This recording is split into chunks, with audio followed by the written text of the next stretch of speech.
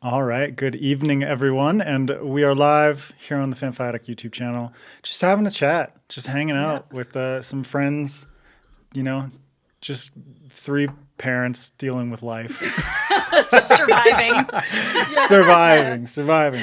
If you're We're so good at dealing with it that we were like off the rails before we were even live. So like it'll that's it'll Yeah. it'll veer pretty off the on rails brand. again. Yeah. I have no 100%. doubt about that. No doubt Yeah. about that.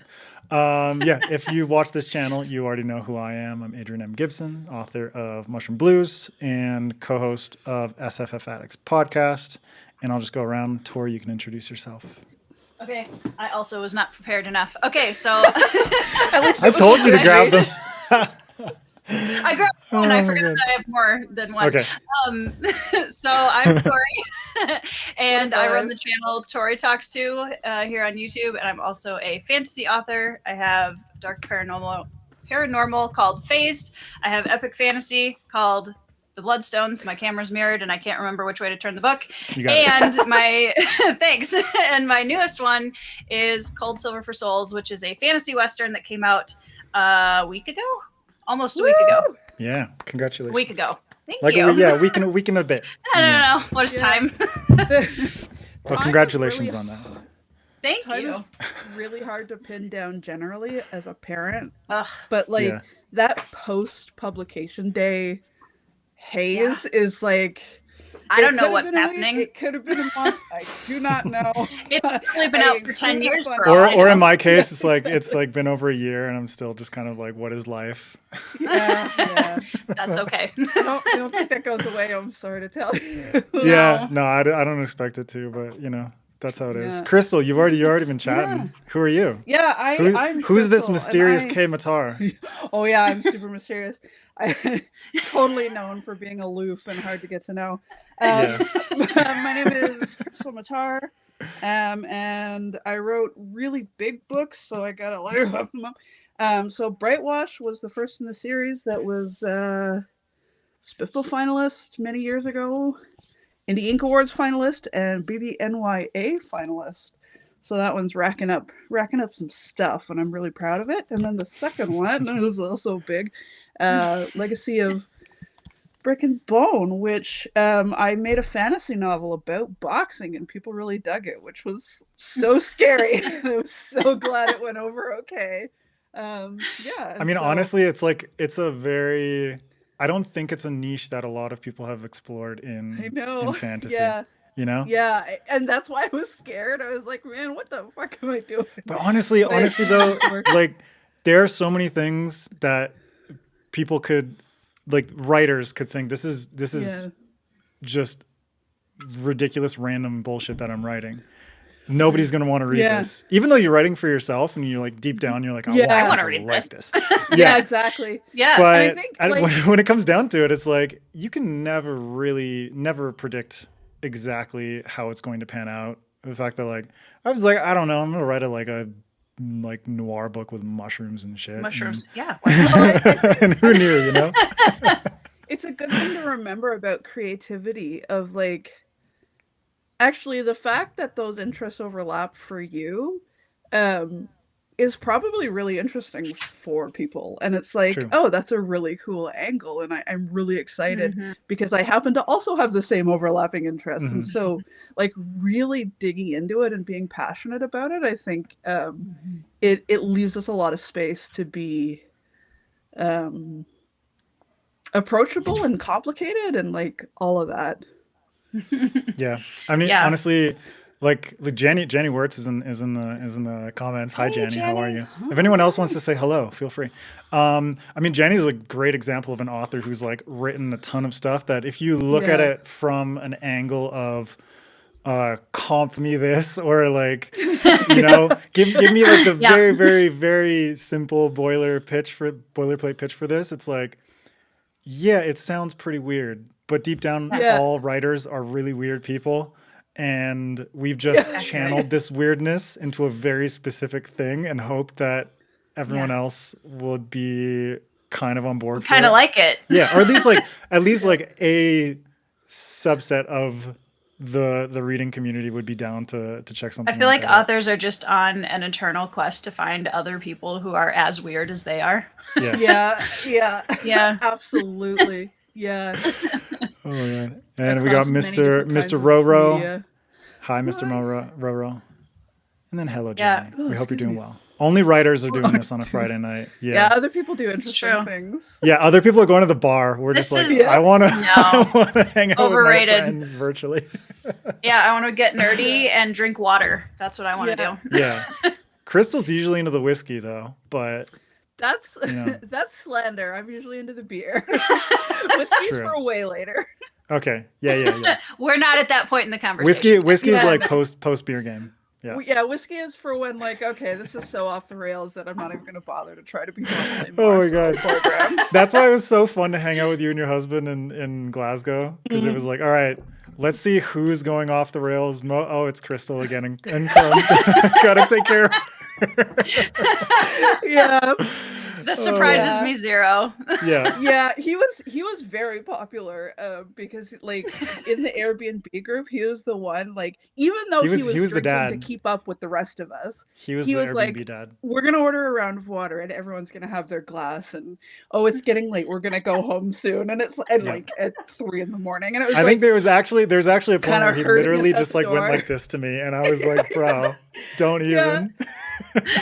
I'm away from my family for a week. Don't do that to me.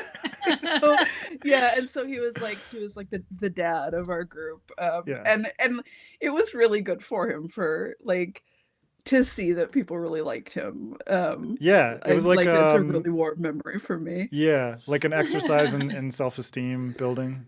It was good, and it was like because he was really nervous about it. He was like, these are your friends, and there's no way they're gonna like me. I'm not interesting enough to hang out with a bunch of artists. And he has like this really high. Yeah, little did he know. Little did he know artists. That us so cool. Yeah, that us writers are the dregs of society.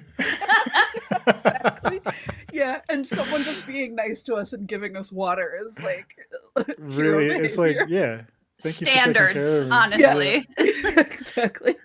All right, we got Pete in the chat, pondering with Pete. Pete. Hello, Jello. That's really nice. I like that. And Tori, you got new bookshelves behind you? I did. Yep. I did a vlog and everything. Because that's what you do when you get new bookshelves on BookTube. Yeah, obviously.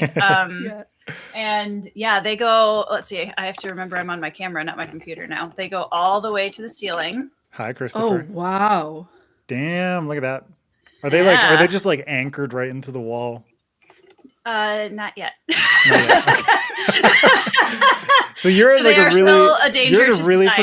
in a really precarious position right now. Well, yeah. Usually, yeah. Just don't I don't know. My like sense of danger after becoming a parent of 3 children has drastically changed. Like it's gone up for them and down for myself. Yeah, because it had to balance out somewhere. So I'm just like, there are worse ways to go, I guess. Okay, living on the edge. Books, living on the edge. Yeah, the books that killed me. Yep, exactly. I mean, if there's any way for a writer to go, I think like crushed by a bookcase is probably top. And like I'd be hit by my own book first, so there'd be something poetic in that, right? Aww. Yeah, exactly. That's really sweet. Yeah, I know. Yeah, that your book Cold Silver for Souls is looking out for your soul. I mean, Hunter's a necromancer, so you never know what might happen afterwards, you know? Right. Christopher is asking if the cats have tried to climb it yet. That is dangerous business. That would be dangerous. They go like literally about 2 inches from the ceiling, so there's really nowhere for them to jump up on the top. They're so short from where the books stop to where the end of the shelf is that there isn't really a good ledge for them to get up on either. So it's kind of perfect anti-cat bookshelves. It is. I outsmarted them. Yeah, but if the cats don't, then the kids will. My kids are old enough now that I don't worry about that. Yeah, I hope. Like my kids are at the age where it's like legit. A couple weeks ago, we had to fish a piece of Lego out of my son's nose, and I'm like, the fuck. I've done that. Isn't like, that? Why? It's like. But no, we didn't finish. We didn't fish it out. Actually, like what my wife did was like plugged one nostril and then like blew into his mouth, and it just like flew out. Yep. It was great. It was like little I love projectile booger with Lego. It was great, man. But seriously, in the back of my head, I'm just like, why the fuck did you do that, man? Hey, it works. Problem solving, Adrian. What are you talking about? That's why. Yeah. That was fast thinking. Yeah, like Neanderthal problem solving. Their whole fill it. I mean, children are little Neanderthals, so like, oh my god, yeah, I've definitely done that with a couple of my kids actually. So, yeah. Lego is like the optimal toy, but it's also really dangerous depending on the age. Yep. You know. Yep. So it's like my 4-year-old. He's fine, I think. But I think there's still hesitation there. But then my youngest is like, man, he's just that kid that puts everything in his mouth and just like he has no limits. He's fearless. No self-preservation. I know you know about this with some of your kids, but it's like that fearlessness where you're really proud and at the same time you're like, your hair's turning gray. Yeah. You and me gotta survive this kid. Like, I know you're gonna take over the world later, but we gotta get you there. So like, we gotta get there. We gotta survive. Yeah. There's this hurdle of just like keeping your heart beating and your brain going until you're 18, and then you can do whatever the fuck you want. Then like I did what I could. not my circus anymore. I feel like that's half the battle, though. It's just I feel like I did what I could. Is parenting in a nutshell? Because like I spent the last week in the hospital with my youngest, and it was like just 2 months ago. His older brother had to go to the ICU because he got 2 viruses at once, and that gave him pneumonia and like all this stuff.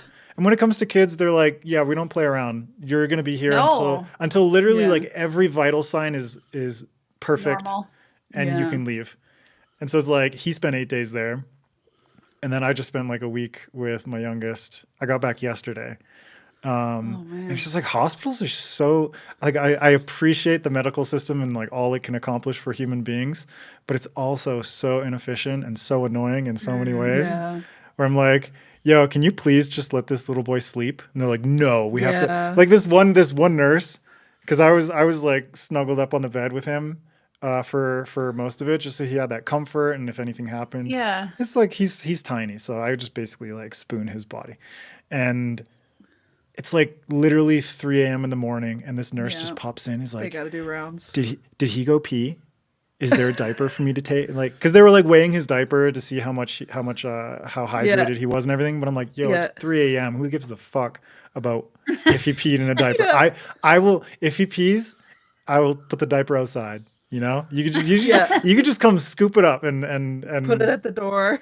You know, but like it's like 3 a.m. Like, it's like 3 a.m. and you gotta just like pop your head in like fucking Monsters Inc. and be like, is there a dirty diaper in there? You know, like Mike and Sully just creeping through a door.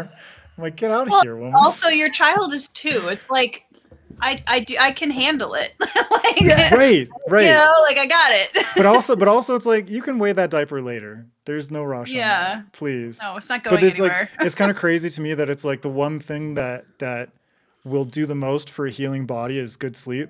And they do everything they possibly can. No, they do everything they possibly can to just be like, I'm going to interrupt you. It's like, it's like he's 2 years old, man. What's up with this shit? Yeah, like Don Calvin. Oh, wow. Welcome to the Livestream. Yeah. When his kidneys quit, they drew blood every 4 hours awake or sleep. Yeah, my gosh. Goddamn. I know it's like, I know on one hand, I'm kind of impressed actually. I mean, you must be pretty exhausted if you had like a kidney failure, kidney transplant or something like that. Yeah. But anyways, I'm just like, I'm done with hospitals, man. That's fair. Yeah. So sleep in your own bed. Yeah, just in darkness. Period. Yeah. Sleep period. As much as kids can give you. It's like they already take away enough sleep as it is. Sleep as it is. Yeah. They're just like, no, man, I'm gonna have to go pee at like midnight. Lucky you. And I'm gonna cry until I go. But it is what it is. Somehow, in all of our free time, we also write books. Because we're insane. Yeah. That's it. Yeah. We're insane. you know? I think I always get the question from people like, how do you do the booktube channel and write books and be a mom and all this stuff? And I'm like, I don't. Yeah, I don't know. I get the same question, and it's like, I have no idea. It's a house of cards. It really is. Yeah. Yeah. Like at any day, I might just be like, well, you guys aren't getting any videos on the channel for a couple weeks because I can't. Yeah. Yep. I mean, at least with the podcast, we put it out like every Tuesday. So there is kind of like that routine rigidity to it. Yeah. But we record it enough in advance where it's like, I got my schedule. I can basically just, I can edit and schedule up an episode in like a day. So I just have like one day every week where I'm like, that's podcast day, and I'll just take care of it then. So, but at least there's that. But then it's like, man, I look at all the videos that so many people make on BookTube, and I'm just like, oh god, that's like so much more editing than I would just have any will to do. Yeah.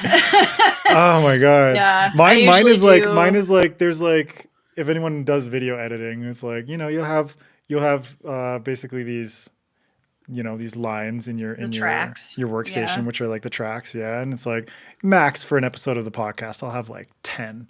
But for anything on BookTube, I can imagine it going like way, way, way higher than that.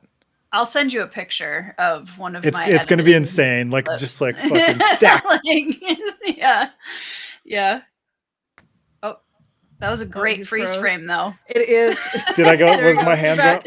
Yeah. You were smiling too, so it was actually quite charming. Like it was nice. Usually those freeze frames are usually horrendous, but exactly. They are. Yeah. So unflattering. It's like I'm being bullied by my computer, but that one was really good. It's like, hey, Krystle, you know that one moment when you have a double chin? Yeah, where you had one eye closed and your mouth too far open, and you got the double chin out. Yeah. Yeah, it's on par with. Stare at that for it's on par with trying to open your phone in the morning with Face ID, and it's like, I don't recognize you. Absolutely not. I don't fuck with that. I'm sorry. I don't have enough. Who's this? Who's this dog shit animal that is staring at me? Oh my god. So Chris says, between filming and editing a 50-minute video, it still takes me 4 to 5 hours. Yeah, that's crazy. I absolutely believe it. Yeah. I usually film like a 40 to 45-minute video for like just my typical, like if it's a wrap up or something, and I'll usually end up with 15 to 20 minutes. Mm-hmm. That's crazy. Yeah. Yeah. I don't know. Monday and Thursday. There's like a part of me where I'm like, I'm glad that podcasting is as, I don't know. It's very straightforward. Yeah. I'm like, there's people talking. Like, the time jumps and nothing not like that that. anybody expects you to do that. It's just Oh no, but it's like there's a little bit more, I would say like polish, flourish, and like editing choices where it's like, oh, like I'm gonna choose this specific moment to like zoom in on my face and like like some graphic pops up or blah blah blah blah blah. Where in podcasting, I'm just like, that person's talking. We're gonna sit and talk, and that person's not talking anymore. So like, it's so much more simple in terms of like the whole content creation thing, because like it's way more time consuming than I think a lot of people realize. Oh my goodness! And then it's so easy for them to just like shit on your video. Or get mad because you make money off of it. And I'm like, let me break down how much I make per hour, please. Please let me do that, because the one that bugs me, the one that like it bugs me on your behalf. It's like sometimes you'll apologize for like, not you specifically, but like booktubers will apologize like, oh, you can hear my chair squeaking in this like 3-minute stretch, and I'm really sorry about that. I couldn't isolate it. I'm like, girl, what? I'm okay. I'm super okay with the chair squeaking. Yeah. Like I'm see, and I'm over here, and like you can hear my children thundering down the hallway in the background, and I'm just like, all right, guys. So here's what we read this month. Yeah. I mean, I live in like a small ass little like pueblito on the outskirts of Quito, and like, man, these Catholics don't give a shit. They're like, yo, it's a Friday. Let's have a parade. Let's do fireworks. Let's do all of it. And I'm like, man, I'm in the middle of recording. It's just like, boom. Like, God damn it. But no, honestly though, like people are, I think content creators and just like creative people in general are so nitpicky about certain things that nobody else will ever pick up on. But then the things that people criticize, what's like, oh, like I couldn't get through this interview because of like the ads on YouTube. And I'm like, well, get fucking like, that's not my fault. Yeah. Like pay a monthly fee if you hate ads that much, you know, it's not my problem, you know? Yeah. Because how else are we supposed to make money on this goddamn platform, like getting a 1 or 2 star review on your book because it arrived damaged from the Amazon shipping, and you're like, that is like the shipping company. Sorry, you know? That's between you and Amazon, my friend. Not even Amazon. That's like between like you and like UPS or like whatever, you know. It's like Amazon didn't, you know, they didn't put it in the box and be like, bomb, bomb, bomb, bomb, bomb, and then throw it in there and be like, enjoy. Sometimes I wonder, though. Maybe. Some really, really disgruntled person who's working in a fulfillment center. Just like, oh, Tori Tecken, fuck you. I hate your book. Honestly. Well, I've gotten books before, like where I'll order a single hardcover from Amazon and I will get it in a box that is like, you could ship your desk in it. Yeah. And you open it and there's one book and of course it's like, you know, like beat up because it's been shaking all around in the box. And I'm just like, you know, also, can we talk about how much cardboard waste just happened? Like, you needed about 1/10 of this box for which is my like book. Something I will say this, like for all of Ingram Sparks' faults, and there are many people in self-publishing know this. Oh, don't get me started right now. I will say their packaging is very efficient. Yeah, for the most part, yeah. Yeah. Like they know how many books their boxes will fit, and it's down to an art. Yeah, but this is, I guess it's like their packaging skills are a bit better than their bookmaking skills or printing skills. Where it's like, I've legit had friends be like, "Yo, I have these copies." If any self-pub authors are watching out there, never order Rush through Ingram Spark. Please do not. Like literally, they do not give the book enough time to like. They do not give the binding enough time to like set. The glue does not set. And so I've had friends who've ordered the books and they have it like arrive and they pick it up and it literally just like the cover just falls off. Yeah. Gosh. So never order Rush through Ingram Spark. And honestly, I guess I'm too cheap to have ever had that problem because they charge extra for that nonsense. And I'm like, Crystle's always like extended as much as possible. I don't feel 6 months, no problem. No problem. I got this. We got this. But it's rough. I literally just bought my restock box after the launch because I sold out of my first order and then I still have orders that I need to fill, which is awesome. And like shout out to all of the wonderful people who've ordered it. Thank you. So I get my box and I ordered 28 as kind of like I need books to fill orders. And that was how much a case holds of cold silver. And I get the box. And I always assume there's going to be a few damaged because it just every time, right? Yeah. Yeah, the ones however, on the corners specifically, especially, yeah. So I opened the box, and at first I'm like, "Wow, these look great." I don't like. And then you dig deeper. All I did was open the front cover, you guys, and like the glue was literally coming through the crack between the cover and the spine. Every single copy in the box. Every single copy. So I had to send out an email to all of the wonderful people who are waiting for their books. And I was like, all right, guys. So as a small business owner, I cannot send you these. Like I can't ethically, I cannot do that. So I appreciate your patience and understanding, please. I'm working on it. And then I sent Ingram a very less politely worded email. As they deserve. But was that a rush order, Tori? No, it was not. No. Damn. No, it was not. Yeah. So someone was just real sloppy with the glue. Oh my gosh, it was, and it was like I can't. I wonder if they've had. I wonder if like right before you, they had repeated complaints of like not enough, and so they're like, "I'll fucking show you." I'll fucking show you how much glue whichever indie author that was. Thanks a lot. No, just kidding. Oh my god.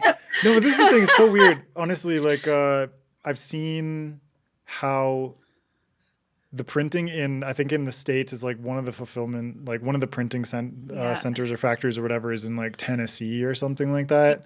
But I've heard like such stories of such different quality between the printing centers in the States versus like the UK. I've never had problems in the UK. And like when we went to Glasgow, I ordered a bunch of copies, and the folks at the Broken Binding like brought it up with all their stock. Not a single copy was damaged. Not a single fucking copy. I was like, that's amazing. So every time I order the Broken Binding, I'm like, cool. I can order like the amount. good. I'll probably put in like one or two extras just in case. But I'm like, yeah, solid. But when I order from the States, I'm like, okay, let's see how this goes. How many extra do I need to order? Yeah. Yeah. One star review. Too much glue in my book. Yeah. Hey, I mean, that's fair. I mean, it depends on the book. Like, if you got a copy of Mushroom Blues and it was like leaking something, it might be kind of like aesthetically fitting. I was gonna say that'd be on brand though. Yeah. So. Yeah. You know, I'd probably praise the extra. Yeah, it's really added to the experience. You know, there's just like mold on like some of the pages throughout the book somehow. Really, really nice touch. Like, specifically really nice on the details. chapter with the meat locker, there's mold on that page. Oh yeah, I couldn't. Please stop saying that word though, Krystle. Every time you say that word, because meat locker is an innuendo where I came from. Is it really? Oh, yes, it's a really I horrible teenage boys talking about vaginas in ways that they would never understand. So please stop using meat locker. What? Meat freezer? Meat freezer? Is that better? Just say slaughterhouse. Slaughterhouse. Yeah, that's less offensive, apparently. Yeah. But I mean, it depends. Depends. Like, are you a woman or are you a vegan? I don't know. What's less? Yeah. What if I'm both, Adrian? Oh my God. Well, then you're fucked. You're doubly fucked, Krystle. I don't know what to do for you. Oh, Adam is asking for more glue. Who do we ask? I mean, mine glue? At this moment, apparently. Yeah. Tori I have enough glue. She can scrape some glue off of her copies and send them to you. Yeah. She could just send him the box and he can like. Well, my favorite part is when Ingram like says, "Yeah, we'll replace the copies," and they're like, "You can just keep. We don't need those back." And I'm like, "And I'm supposed okay." Like. No, but those are for like friends and family, I guess. No. All your friends and family get the waste. No. No, just sell them Absolutely as like you'd have to sell them as discounted. Yeah, I will. Yeah. And I know, like, for some people, they actually get really excited when authors offer like discount copies because it's easier for them to afford, and they don't care. And honestly, like, I don't know a single indie author who doesn't have copies where it's like, well, this one's damaged, this one's like slightly misaligned. I had some of my author copies from Amazon. I'm just like, yo, this is horrendous. I gotta show you this shit. It's like the just the alignment is like so off, and I'm like, how the fuck did you think that was okay to send me? Somebody put it in a box and was like, yeah, that's all right. Yeah. I feel like, you know, some people are just like having their off days, and they're like, yeah, I just don't care anymore. You know? Janny. Excess glue for those who want to read and sniff books and get high. That's why we said it was like a mood thing for Adrian's book specifically. Exactly. Higher chance of 5-star rating. Yep. You know? Yep. There we go. Yes. My readers, all my 5 stars are people who've hallucinated while reading my book. I should put a disclaimer at the beginning of my book, like, you know, if you're going to consume anything, please make sure it's legal. Please. Yeah. You know, glue. Make sure it's glue or Sharpies or some shit. Yeah. Oh man. That's a good point, Chris. Yeah. That's exactly what I was saying. Or like someone like me who like I know I'm clumsy with books, so it actually would not bother me. Like I would have a nice copy for my shelf, and then I'd be like, yeah, give me the shit copy. I'll read that one. I have so many. I have so many books where if they're like a favorite book, I have my paperbacks, my trade paperbacks that I can annotate and whatever, drop on, you know, in a puddle. And then I have the, like, these are the nice ones. Yes. Yeah. I ended up buying like quite a few really nice ones. And like they're starting to stress me out. It's like, Yeah, I'm civilized enough to have. I don't collect. What was I thinking? I don't do collector's editions very much because of that. Because I'm like, I can't. No, Yeah, I mean, I have kids, and it's like, you know, Yeah. if I have a collector's edition, honestly, like I had this like one book that's like a comic by one of my favorite artists. He's the Spanish artist named Deathburger, which is a great name. But he draws like this amazing put that in your meat locker, Krystle. I regretted it even as it was like excellent. I know, but I love you for it. But you still went there. Yeah, you still went there. It was too late. The momentum was gone. It was over. So he draws this like amazing, really vivid, beautiful, colorful stuff. It's kind of like a mix of cyberpunk and Mad Max kind of thing is like the aesthetic of his stuff. And I got, basically he has like, it's just this illustrated comic without any text, any story. It's just a visual story. And it comes in this like slipcase that's like designed like a VHS slipcase and everything like that. And then like my son's just fucking drew on it, and I'm like, you broke my heart. You broke my heart. But thankfully it was with crayon, and it was on the slipcase, and so it's like really durable cardboard. So I was like, I was crushed. And I put it aside for like a month, and then I came back to it. And I'm like, does this clean off? And it did. I'm putting this book in a timeout so that I'm still a parent next week. Yeah, 100%. Okay, so I need to show you these. This is like egregious Amazon shit. So I'm just gonna like, this is fine, this is fine, this is fine, and then it's like, that's really really close to the bottom edge of that book. And I'll show you a normal one for comparison, which is like. Yeah, this is like the new version on there. But I'm like, that's like, yeah. I'm like, bro, you're so close to that fucking ISBN. There's like a sliver down there. So I got 2 copies like that, and I'm like, these are just like, I don't know what. I got 3. I got 3 copies like this, and then one of them I grew mushrooms on, because I'm like, I'm never gonna give that copy away. So I got a whole box from Ingram of books that had like this part of the website, like cut off almost this far in. Yeah. And when I sent them an email with the pictures, they were like, well, that's still within our margin of error. Yeah. And I was like, I'm like, how is that a margin of error? No, that's it's bullshit. not. Yeah, and like, and then I had the same problem with like my very first batch of Brightwash from Ingram, and it's like, and I guess I don't know if they've changed it or what, but at the time the gutter wasn't actually clearly labeled, so like I was having to. Do you mean like on the PDF, PDF? Yeah, on the template. So I had to because I didn't understand what the frig Ingram was talking about, and so I had to like forward the messages to the guy that was doing the art for me, and he was like, if they would just label the gutter, then I wouldn't have done that. And that'd be helpful. Like, I'm so sorry, Brad. I'm so sorry, Brad. I'm so sorry, Brad. Like, I have no idea what they're talking about. But I mean, like every time I've done it with, I don't know how it was before, but like now it's basically like all color coded with like pink and blue and stuff like that. Yeah. So from a designer perspective, I'm like, okay, this is super clear, but maybe they had enough complaints that they're like, maybe we should do something about this. Jesus Christ. Yeah, exactly, Adam. Add an extra 1/4 inch. Yeah. God damn. And that's not them being like, this is within our margin of error. That's just like them being just like, add an extra margin of error. We're cheap and we don't want to print another copy of this. We're indie. Well, we're and not cheap. We're indie. We have to be cost efficient, or we're gonna cannibalize ourselves. Yeah, and that's what I told them too, because they were trying to tell me. I was like, first of all, I'm going to zoom in and I'm going to show you exactly how it's not within your margin of error. But also, I have ordered like so many copies of this book from you guys. I have not changed anything on the files. Yep. Yeah. And it's never been a problem before. So fix it. Why is it suddenly a problem today? Yeah. Just getting sloppy. Just getting sloppy. There's no quality control. It's hello, so bookishly bookish. Hey, Casey. We got a wonderful crew in the chat right now. If y'all have any questions about anything, just like feel free to throw your questions in the chat. Yeah, this is just like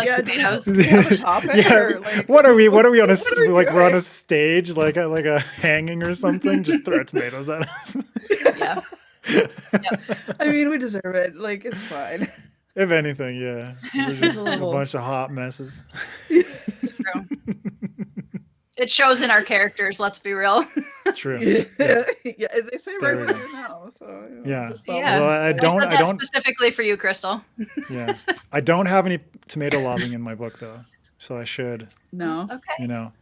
Maybe like some I feel like I could throw in some like real gross lobbing of something. Yeah. I also could put that in book 3 because like there's enough. Is that gonna be like next books? Is that gonna be like the next dripping bucket? Is just tomato lobbing? Tomato throwing. Yeah.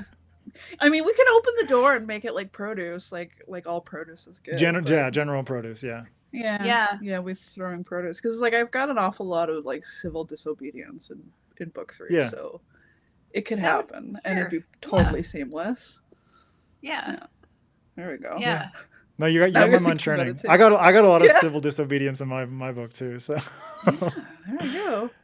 Is that why we're friends, Krystle? Because civil disobedience. Absolutely. we enjoy a little bit of civil disobedience here and there. Yeah, absolutely. Oh my God, Chris and I are we're parents, but we're also just total fucking anarchists. Yeah. It's like that meme of Elmo with just like his hands up and fire in the background. Like your freeze frame. Yeah. Exactly. Yeah. Just imagine fire in the background. We're gonna have to grab that freeze frame and just put the fire on on the background. Tomato disobedience. I like that. Perfect. Absolutely. It's civil disobedience with flavor. That's what it is. Yes. Yeah. With marinara. You should be a writer. Aw, thanks, Tori. Yeah. Krystle, I'm just imagining someone going around with buckets of marinara just dumping it on everybody. I mean, it would be super upsetting for everybody in the vicinity. So I mean, it's like that festival because my brother-in-law lives in Pamplona in Spain. Okay. And that's where they do that festival where it's literally it's like bowls and tomatoes in the streets. Yeah. And I'm just like, this is so awesome. Weird. Spain has some crazy festivals, things that like I'd never understood. My wife was showing me like videos that like her parents and her sister went to Spain a couple months ago, and because it was Semana Santa, which is like the Catholic version or just like the Catholic week around Easter. So it's like we have Easter weekend and they have Semana Santa. Not Mardi Gras. What are you talking about? Yeah, it's the same week. Is Mardi Gras? Is Mardi Gras Easter? Lent. Yeah, it's really? the end of Lent and everybody's celebrating. It's Fat Tuesday because everybody's celebrating the end of the 40 days of fasting or whatever they gave up. Yeah. All right, well, I learned something new today. Mardi Gras is about Easter. Yeah, it's Catholic, yeah. Nice, okay. But it's like weirdly twisted by all the French that we ship down there. Oh, sorry, guys. You didn't do anything, Krystle. Your ancestors did. But yeah, so in Semana Santa in Spain, is like they have all these like parades and celebrations and whatnot. And they took this video of just like this parade in the streets, and there was like a band and like, you know, big band music and all that kind of stuff. But then there's like priests who are walking through the streets dressed like KKK. They stole it. The KKK stole it. No, I know, but it's just like I'm just you like complimented me for teaching you something, and now I'm just gonna fucking teach you everything. That's what you're here for. You're my teacher. But the fact that it's like it must be really I get like in like the modern imagination, especially coming from North America, to see that outfit, and you're just like, people are just like cheering. Where are we right now? Where it's like, and it's like that guy chose like red for his hood and outfit, and that guy chose black. And it's like they're getting real personal about this. So like, I had no idea that there was shit like this going on, and that like obviously outside of Spain, if anyone saw that, it's like their mind would just go to like the darkest place, right? But in Spain, they're like, nobody gives a shit. We're just gonna like throw tomatoes and it's our thing. We're gonna they stole it from us. We're gonna keep repping this shit. We're gonna keep going with it. So Spain is a wonderful weird place. Yeah. Fuck you! Like, you can't turn my thing into a hate. Like I'm doing this. Right. Yeah. I respect it. So, So anyways, just that. My wife showed it to me, and she had like no qualms about it. She said nothing. I'm just like, why the fuck is he dressed like? He's like, he's a Catholic priest. So yeah, if anyone goes to Spain, just be ready. Have your eyes open. You know, Yeah. It's a beautiful country. I absolutely love it. But it is some crazy weird shit that happens there. So. Anyways, tomato disobedience. Oh my god, Krystle, I'm still so sad that you're not going to be able to go to Worldcon. Yeah, I know. It's like, it breaks my heart that I won't get to see you. Yeah, I was really bummed about like just coming to grips with the fact that it wasn't going to happen, and it's like I was resisting it. Like I knew before I admitted it to myself, if that makes sense. Where it's like. Mm-hmm. If I don't have childcare, I can't make this happen. Yeah. And I was like, no, we're going to figure something out. We're going to figure something out. And it's like the longer it went on, the more it was like, we're not going to figure something out. It's not coming. Yeah. I mean, Glasgow was just the perfect storm of basically free childcare via summer camp. And it was like, this is beautiful that you both could come. Yeah. But yeah, that was really nice. And then like he wouldn't have been able to come this year either because there's a bunch of negotiations happening exactly that week that he has to be there for because he's manager. Oh, damn. And it's just like, it's like he and like why have him take work off and stay? Like it just none of it was gonna make sense. Yeah. So I'm still super bummed. Mm-hmm. Yeah. Don Coven is he's saying visit Spain, we do weird. Yeah. Yeah, I'm down. It's the perfect place for writers. Just go to Spain. Be weird, do weird. Pippin was hoping to meet you. Well, you'll get to meet me at least. Really, we'll get to hang out in person. Yeah.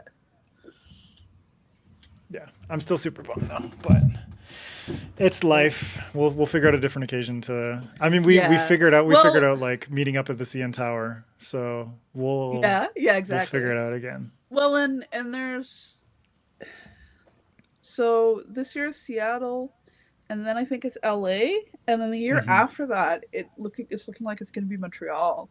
Really? So yeah. Ooh. So that's gonna be my time to shine because that's like an hour and a half away or 2 hours away from where I am. So like, oh hell yeah, I'm there. Yeah. I would definitely do Montreal. I love that city so much. It's so gorgeous. Not in the winter time, but I love that city. So come on, Adrian. No. One of my best friends here in Quito, he's just one of those Ecuadorians he's Ecuadorian, so he can't handle winter. And he lived in Montreal for 2 years while he was studying sound engineering. Buddy, and he was like, he's suffered so much. That's why my wife just doesn't want to move to Canada because of winter. So. Well, but like, if you guys end up on the West Coast, I know. I told her the West Coast isn't that bad, but she's still very very skeptical. Yeah. She's like, anytime on the ground and in my yard every goddamn year. You know, I don't blame her. Like, I kind of get it. I also don't. I haven't my yard every year. I haven't had to deal with it for like 8 years, so I'm kind of cool with it. Oh yeah. Yeah. It's almost gonna be like a huge readjustment period if ever you do come back. Yeah. It's just like my body knows how to do this, but I fucking hate it. Yeah. Yeah. But I think that's like a willful stubbornness of people who have to deal with winter, you know, that hardness, that like, you know, that sharpened edge of your personality. It's just like, you know, someone, I mean, I guess it applies well to writing because it's like, it gives you a little bit of grit to actually fucking finish something. Cause you're like, piece of shit, keep going. Well, keep doing I've often wondered about it because it's like there does actually seem to be quite a large quota of Canadian SFF writers specifically, like considering like the balance of our actual population versus the percentage of SFF writers that are Canadian versus American. It's just like true. We have more per capita. Is what I'm trying to say. And like, but it makes sense though. It's like if if you're stuck inside for months at a time, yeah. what else are you gonna do, right? Yeah. I mean, Tori knows. It's like you get the same snow that. Yeah. I mean, I'm kind of like You're an the honorary honorary Canadian. adjacent. Yeah. Well, yeah. Basically. Yeah, those Midwest winters are like no joke. Yeah, because honestly, like I look at work ethic in a place like Ecuador versus what I'm used to in North America, and there's a part of me that's like, okay, I really appreciate the entrepreneurial kind of like go-getter attitude of North America, and like nobody can deny that Canada has adopted a lot of the United States work ethic. Yeah. So it's like the United States, like hustle and work environment, work culture has definitely. Well, like if you've got to keep the heat on 6 months out of the year, like there's pretty big. You better fucking work for it. You better work for it. But in Ecuador, it's like, man, people are so much. I mean, this is just a generalization. Obviously, not everyone in Ecuador is like this. There are a lot of people who hustle. But it's like, man, I see so many people who are just like chilling the fuck out, or like being super lazy, or like legit just in the middle of the day, just like drunk on the sidewalk. You know, there's like get the witch. There's like a crew who hangs out in my neighborhood, and I'm like, what the fuck do y'all do every day? That they're just like chilling under an umbrella on the sidewalk, drinking out of a plastic bottle. Drinking out of a plastic bottle, and it's like I see it on their face. It's like y'all are shit faced, and there's like probably anywhere from a good 5 to 12 of them at a time. You know, so this is not a small crew. Yeah. No, this is like these are the neighborhood drunks. But then I see it sometimes where it's like I drive by, and some of them are like drinking and laughing, and another one's sitting off to the side like this, just like with their and I'm like, God damn, how often do you witness like how often do you like watch each other just go through these like intense spirals, you know? Jenny's saying mañana. It's like, that's the attitude, is like mañana is tomorrow. So it's like, oh, I'll do it tomorrow. And then tomorrow. And then tomorrow. And then tomorrow. But it's it was very jarring for me, for sure, coming from like North America and then living in Berlin and then coming to Ecuador. I was like, wow, like Germans are so intense about everything.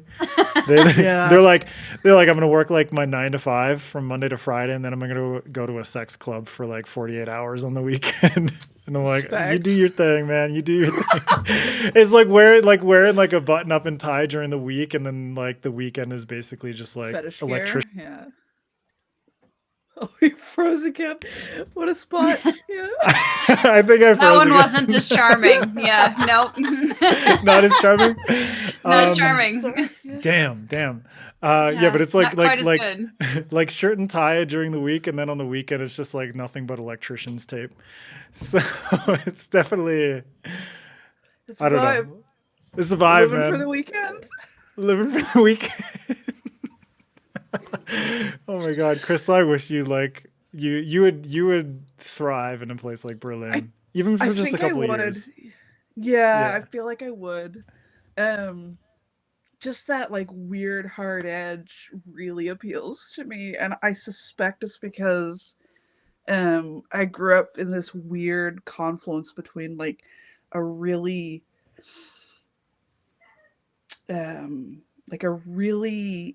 tight-laced family. Mm-hmm. Like they were Scottish Protestant, but they were like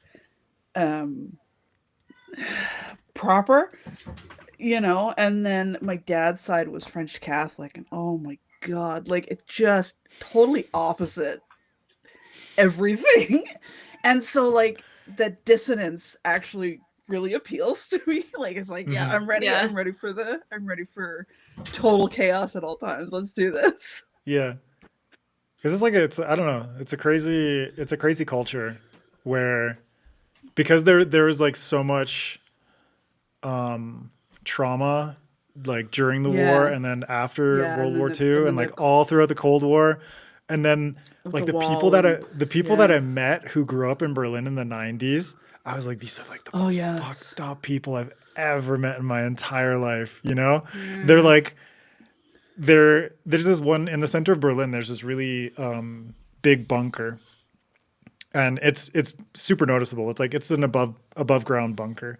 It has some like basement levels and stuff like that, but it now is like an art gallery, and That's just amazing. like a very wealthy family basically bought the bunker, built a penthouse on top of the bunker with a view of like downtown Berlin, and That's converted intense. I'm so and so like in. converted the rest of it into this like modern art gallery. So it's really crazy. You get to like walk through it, and it's basically like a combination historical tour and art tour. That's awesome. But the person who was our guide was probably in his like 40s and grew up, basically was born in the 80s and grew up in Berlin during the fall of the wall and then into the 90s. And he was like, this bunker used to be a club. In that corner right there is where I first did crack.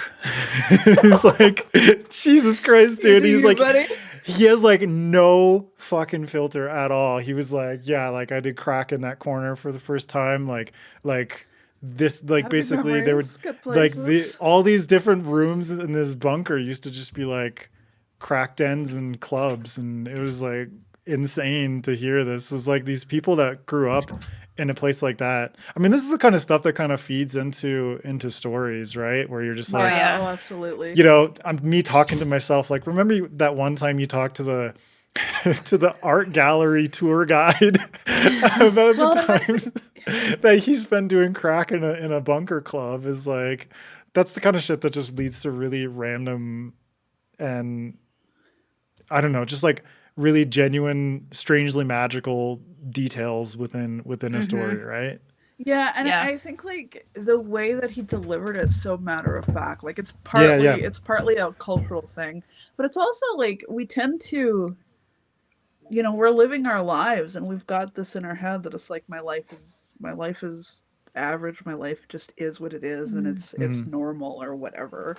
And then, you know, you get out into the world and you learn these details of other people's lives, and you're like, that's bananas, but then you also have the ability to self-reflect of like, I'm also bananas, actually. Like the stories that I tell, people make faces, and I think maybe and I'm like, what is that not normal? Yeah, Nobody is that weird? You don't do that too? Yeah, exactly. And so it's like that, as you come up into that feeling, it's like that's where the good creativity lives, because it's like you've got this sudden moment of being totally zoomed out on the human experience of how like it's all so nuts, but it's all so amazing and so magical and so interesting that it's like that's the good fuel right there. People make the most interesting stories, in my opinion. It's like just the humanness of it all is like that's the good stuff. Yeah, and I think that's ultimately like that's probably what draws most people to stories. Honestly, is like there's something strangely attractive about reading these stories, not just about like good people doing heroic things or blah blah blah, but it's just like people being people. How scornful you are about that. It's like here's me like writing my dystopias and fungi and whatever. It's like shoo, little heroes, but like no, there's something like so captivating about just really messed up people living in messed up circumstances, doing messed up things, wherever they fall on the spectrum of like heroic to evil or whatever, right? But I don't know, that's just like I've loved living around the world for exactly that reason, because it's like I don't know if this happened to YouTube, but it's like when you become an author and you start doing more like public appearances, you start doing like interviews and stuff like that, and you start talking about yourself a lot more, and you're like, oh shit, I haven't really thought about myself in a while. This is really kind of a weird, and this is like a really weird thing. and then you start to tell these stories about your life and start to piece together sort of like the fabric of your existence, and not necessarily the full picture, but like, you know, composite pieces of who you are and what has led to you being this person, to have written this book about these themes and with these characters and with this setting and all that kind of stuff, to be like, what has Tori experienced to get to the point where she's going to write a book like a fantasy Western, like necromancy zombie hunter kind of thing, or like for Krystle, I mean, the civil disobedience makes sense, but like, so it's just, that one it's too, crazy, also in the winter. Also, I wonder if there's a theme. Those of us that go through it, like, it kind of sticks around. Yeah, I thought it was really funny because I've had a couple comments of people that are like, wow, like this, you really feel it. Like when you get to the section that's in the blizzard in the mountains, and like, it's just, you can feel the cold. And I'm like, I sure I know a lot, many years in a row. I know how to describe it because I've been there. yeah, exactly. Yeah. I mean, obviously there's some stuff we have to make up, but oh yeah, I've never been a necromancer, which may shock everybody. Allegedly, but that's a shame. Yeah. Allegedly, I've never been a werewolf either. Allegedly. Yeah. So it's no, I don't know. I'm just having one of those moments where I'm really appreciating the creative process, kind of the confluence of like everything it took. I have that moment a lot when, like, if I start thinking about like ancestry, like the confluence of how, like, once you get back a few generations, how many separate people and separate lines had to come together to start like making those branches down and down and down to bring you to the point where you are exactly you, and you couldn't have come into existence any other way. And like totally sober, like, not even so much of it is left up to aided. complete random chance. I know, right? And like not even aided by any like you know, higher altering substances. I'm like, whoa man, I'm freaking myself out. Like there's Krystle just like having a self-induced hallucination, just like, what the fuck is life? Exactly. That's me.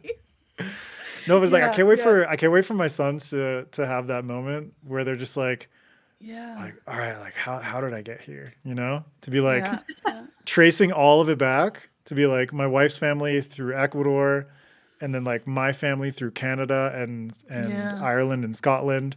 It's like, oh shit, if there was no potato famine, you know, and there were so many like things that went into like that happening.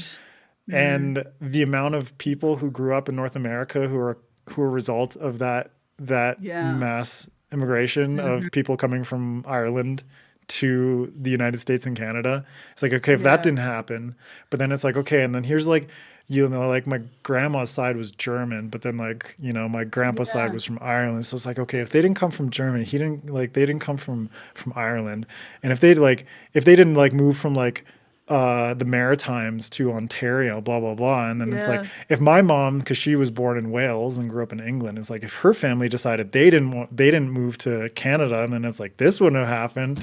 And so it's like, and then now my sons are going to be able to trace all that shit, and it's going to be so because my grandpa did the due diligence of like, I'm going to write a family tree, and I'm like, thank you, I appreciate that, because that makes things so much easier. I feel that coming, and I know you're going to be like the family historian, Krystle. Well, I know my grandmother's sister started, and I would love to know if we still have like how far she got, and I would like take because that's her side, but then my dad's side, it's like I'm pretty sure that like it's old blood French Canadian, so it's like a long time down the line, and which is like another. But that would be really difficult, because that would go back to a time when there was like definitely there was no record keeping, or like no consistent record keeping, when it's like literally in the New World. It depends on how far back, but it's like churches were pretty on it, like tracking all the babies and the marriages and stuff. And And yeah, it's just a really interesting thing to think about. It's like how much migration it took. And then like, you know, my mom's side of the family is very like Scottish, and we have a picture of the great grandfather that came specifically from Inverness, and like all of his paperwork and his service record, because he came over and then signed on to the Canadian military. So like we have a lot from him specifically because of all of that. So that side would probably be easier to start with. Jump into, yeah, because like he served in the First World War, and so like there's a lot of records of like him coming over and then staying, and then so yeah, family. And it like it's the same thing, like the zoomed out version of like how we came to literally exist, and then there's a second run at like weird circumstances of how we, you know, lived our lives and made it to the 30s or whatever.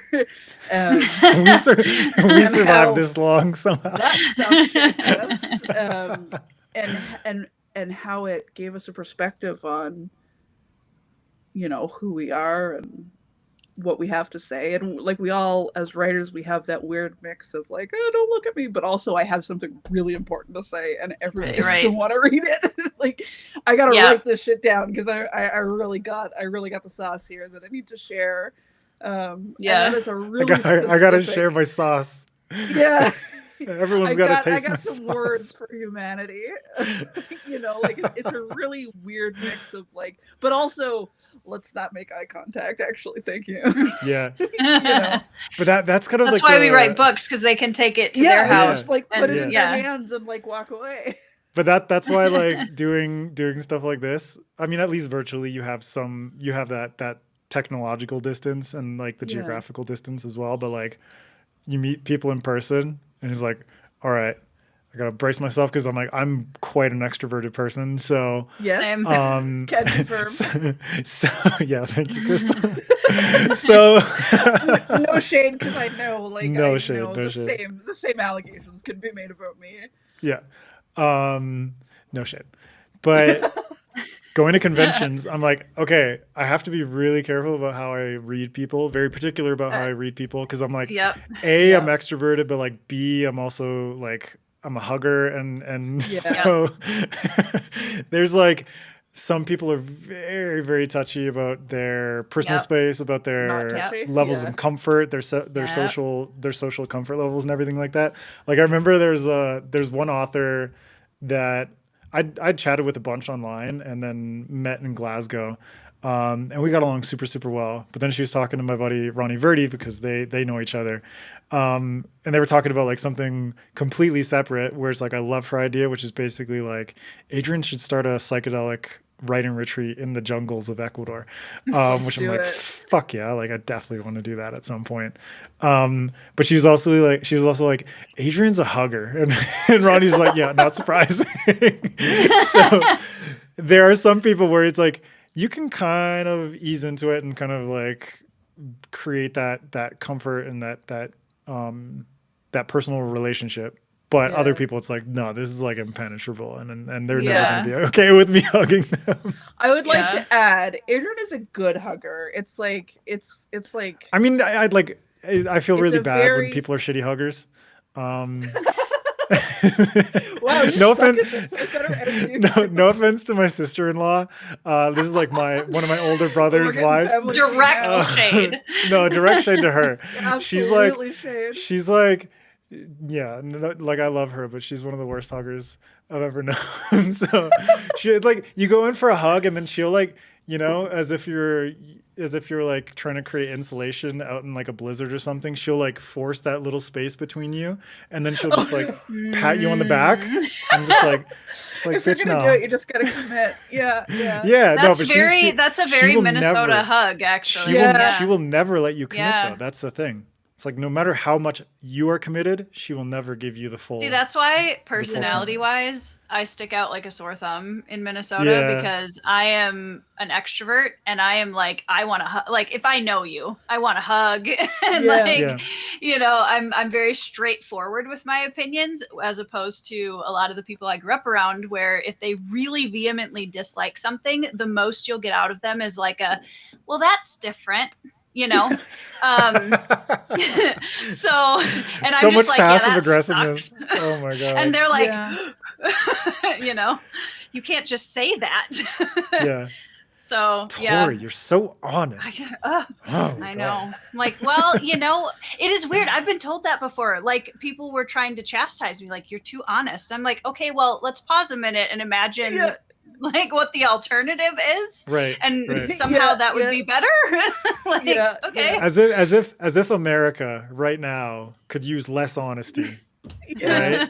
The horror of less honesty. Yeah, I mean, I've already kind of set it in my head that like when someday in like 15 years when I finally meet Krystle somewhere we're gonna make it. Line hug. It's gonna happen, and I'll stop like a foot from you and be like, "Can I have a hug?" Absolutely and then I'll not. You may not stop. You don't even have to stop. Torpedo. Yeah. Just fucking tackle you like a linebacker. Yeah, I'm down. Like, full consent. Like if you see me first and you like catch me off guard, like, go for it. It's great. Noted. Okay. Filed. You got it. Same for me, Tori. If we ever meet in person, just beeline it.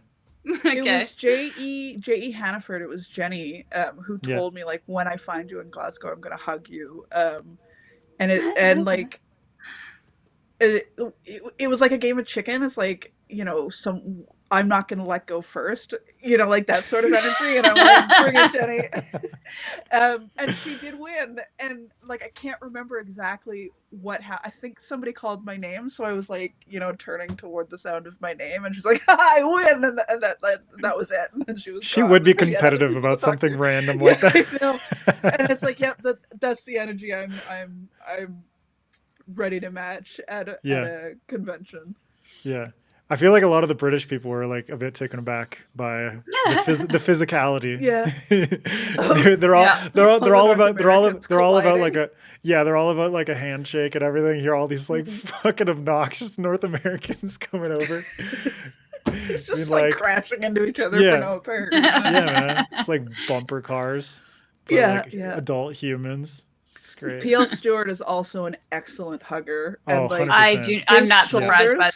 And his arms, like it does not come across well. Like I don't think I did not think we'd be talking about PL's arms and shoulders tonight. They are huge. And like the way he sits when he's interviewing, like I don't think you realize how big he is just by looking at him and interviews. But like in person, I remember like when he came in to hug me, I was like, "Oh, I'm gonna die," but it's okay. What a way to go! Perfect way. I was safest you've ever been in your life. Exactly. Yeah. The safest death you'll ever experience, Krystle. Yeah. If PL wasn't the best hugger ever, I would be shocked by that. I would be honestly shocked by that. Life-altering information. Yeah. It would be. Yeah. Yeah. It's hard because I'm really scrawny. So like I'm a good hugger, but like I'm not comfortable.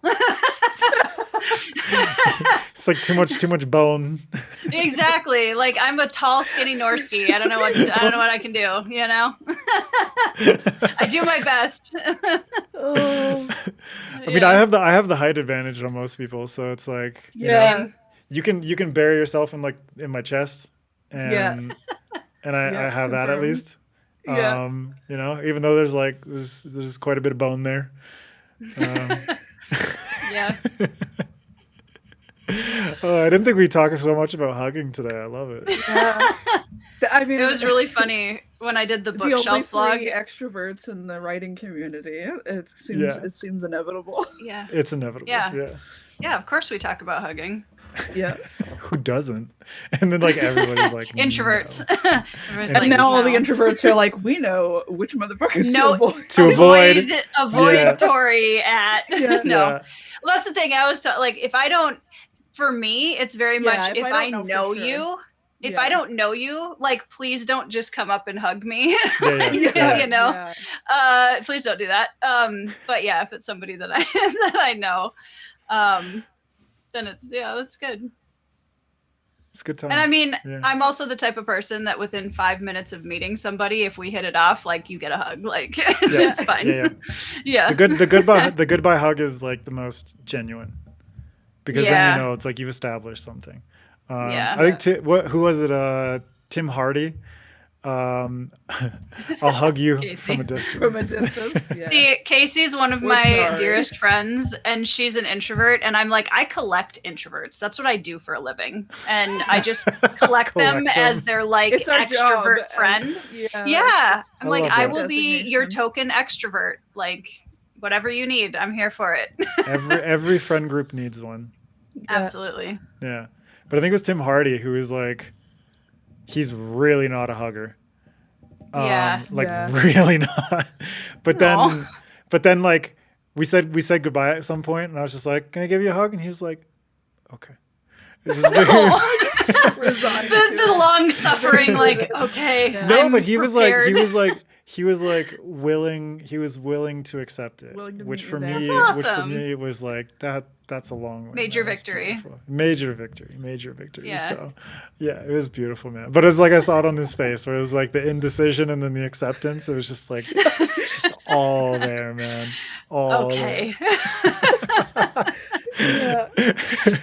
It's like having kids. You realize it's like, yeah, you don't need to force them into doing everything. It's like, there are so many. Oh man, like I don't know what it is about Ecuadorian grandmas, but they just love to be like. I mean, my boys are blonde. Like, even though like my wife has really dark hair and is tan, my boys came out looking like me. So, like Krystle knows, and they have like little curls and shit. Oh yeah, so bright blonde. It's not even. There's no ambiguity to that blonde. It's like it's bright, committed. It's a committed blonde. Yeah. Like highlighted blonde. Yeah. So this is like fucking catnip for all the grandmas, all the abuelas in Ecuador. This is like we're at the grocery store, and it's just like they're just like come in. I don't know. I'm not like there's one thing to kind of have this consensual moment between adults, but it's like if it's a kid and it's like grandma wants to like ruffle his like his curls and stuff, or like pinch his cheek, I'm like, no, get away from me. I get super territorial. It is like weird when it's people like, you don't know. Like I get like I'm like a mama bear in that sense. I'm like, yo, step the fuck away from my boy. You know, like I will rip you apart, abuela, if you touch my boy one more time. But it's like, I don't know, they're super. I don't remember this being that much of a thing. Of course, like grandmas in North America will be like, oh, he's so cute and blah blah blah. But like, I don't remember. It depends on the kid. It also depends on the prevalent culture, because it's like that is something my French Canadian family would absolutely do to random strangers. Okay. And it's like I think rural Minnesota or Midwestern grandmas are like that too. Okay. Should be like, oh, your kid's cheek isn't red enough, so let me just like pinch the shit out of it. The ones, it's not necessarily like pinch cheeks or anything, but especially, so I have a lot of, like, I'm a curly girl, and my daughter, when she was born, looked like a Cabbage Patch doll and had like ringlet curls and like huge blue eyes, you know. And I literally had an old lady chase me down an aisle in a grocery store because she wanted to touch my daughter's hair. And I was like, no. Boundary. Actually. Hey now. No. She isn't actually a doll, ma'am. This is a living human child, and you know. But she was that intense about it. That's crazy. Yeah. Because like here, like I take my son to the grocery store, and it's like, you know, those moments when it's like you continually pass by like someone else at the grocery store. It's like your paths just cross multiple times, and it's just like, oh shit, like I'll spy this like grandma from the other end of the aisle. I'll be like, fuck, well I gotta get this thing. And it's like I'll see her eyes just like light up from down and be like, yo, this little baby's back. And she just, like, we walk by her and she's just the whole way. I'm just like, Jesus Christ. Like, I don't know. Like, babies are cute and stuff. Kids are cute, but this is like fetishistic. It's super weird. Yeah, man. It's so weird. So I don't know. It's like at a point where I'm like, treat my boys like celebrities, put fucking like hats and sunglasses on them at the grocery store. Do a fan meet. Hell no, Tori. It's like I would definitely. I love how you suggested it, but like from the look on your face after you said it, you're like, "That's terrible. No. I would never." It was heavy amounts of sarcasm. Heavy sarcasm. No, but it's like there are so few blonde kids in Ecuador, so I kind of get it. Yeah, but still, it's like. I had that same problem when I was little too, because I'm not even joking. When I was 4 years old, I looked like a copy paste of Shirley Temple. Like, I'm not joking. Just red, curly little afro. I love that. And yeah, people tried to touch my hair all the time when I was a kid, all the time. Yeah, there's just like a, I don't know. This is like a weird, I've heard this from women friends, but like boys, I've never heard any boy complain about that kind of thing. Maybe it depends on the boys, but like I grew up in like small town British Columbia, where it's mostly white kids, but like nobody had like, no boys that I was ever around growing up had any care about like, oh, you're nobody would ever try and touch your hair, first of all. Yeah. And if it was basically like, oh, we're gonna like fight and wrestle now, kind of thing. But no, I can't remember anything about, I guess it was like the homogeneity of the people that I grew up around. Yeah. There wasn't really anyone that like stood out. Of course, it's Canada, so there's like the really horrible distinction between like, all right, well, here's like the white kids and here's the indigenous kids, which never went away. And Krystle, you know this too. So it was mostly like that kind of thing, where there was like the othering and distancing in that regard. But I'm trying to think, because like my youngest is still super curly. It has been the whole time. But I don't think, like, I don't know. I think Ottawa has just hit this like multicultural saturation where it's just like people aren't up in each other's business. Because it's like there's just it just wasn't a thing for her specifically. But I do remember. I'm glad that she didn't have me too. But when she was like a toddler though. Yeah, was no, like I really don't think so. Like I remember getting comments, but whatever it was, like there was just not people coming up to try to touch my child with her. I'm so glad that she was spared. The twins, like, seriously, twins, we did have that because people would be like really into it, like, oh, they're twins, and it's like, yep, there's two of them. Thanks for pointing it out. And they were like, wanting to be all up. Like, you should have been like, wait, what? What? Where'd the other one come from? It was buy one get one free.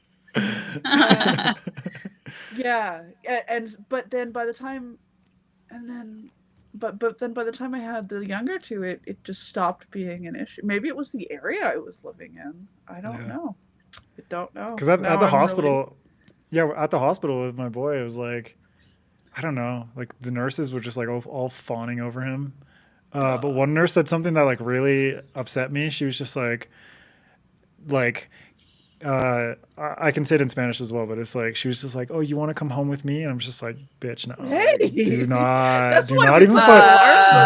do not even fucking joke about like anything like that. Like that is a super weird thing to say. And then I just told her, it's just like, no, like you can't say something like that. Like my boy is not just like you said, Tori, it's like, he's not just like a doll or a toy that you can like take off. An object that you can just it's super weird that people just have no they have no filter inside their head that says like, oh, this is an okay thing to say. And I'm like, I've been here for a week with my son who's sick and you just want to say some weird shit like that because you think he's cute. Like, no, please don't do that. I know, like, I know it comes from not a malicious or weird place in general. Yeah, of course. But also, but sometimes we need to learn, like, what to say in situations like that and what not to. Like, don't be creepy. That's creepy to say. Like, Yep. Sorry to all the non-parents out there. This is like the shit that we're like, Jesus Christ, they're talking about baby hair. But this is like a huge part of our lives. So. Well, I remember when my middle daughter was born. She'd been born for like 12 hours maybe, and so I had 3 home births, and so we're at home, and I'm recovering and laying on the air mattress we'd set up, and family came to visit because they wanted to see the baby. And I'm like, it's been 12 hours and I'm watching my daughter get passed around in a circle around this room. And I wish I could go back. I wish I could go back now. Just be like, you're exhausted and you're just like, you can't even process anything at that point. Yeah. And I remember having this like insanely strong, almost like motherly rage build up at that moment. And I was like, okay, we're done now. You need to hand me and you just need like, just out. And I think there's this kind of like, and I understand it's very exciting and everyone's so like, in love with this new baby, and that's really cool. But also I think there's an objectification of, babies, and like, there's kind of a romanticization of like the whole pregnancy and birth and all of that kind of stuff. And as a doula, I can go on about that for days. But it's like, can we pause for a minute and look at the scene in front of us and say, okay, there's a young mom here who's exhausted and in pain. Like, just if that were any other bodily trauma, the way people would tiptoe around you.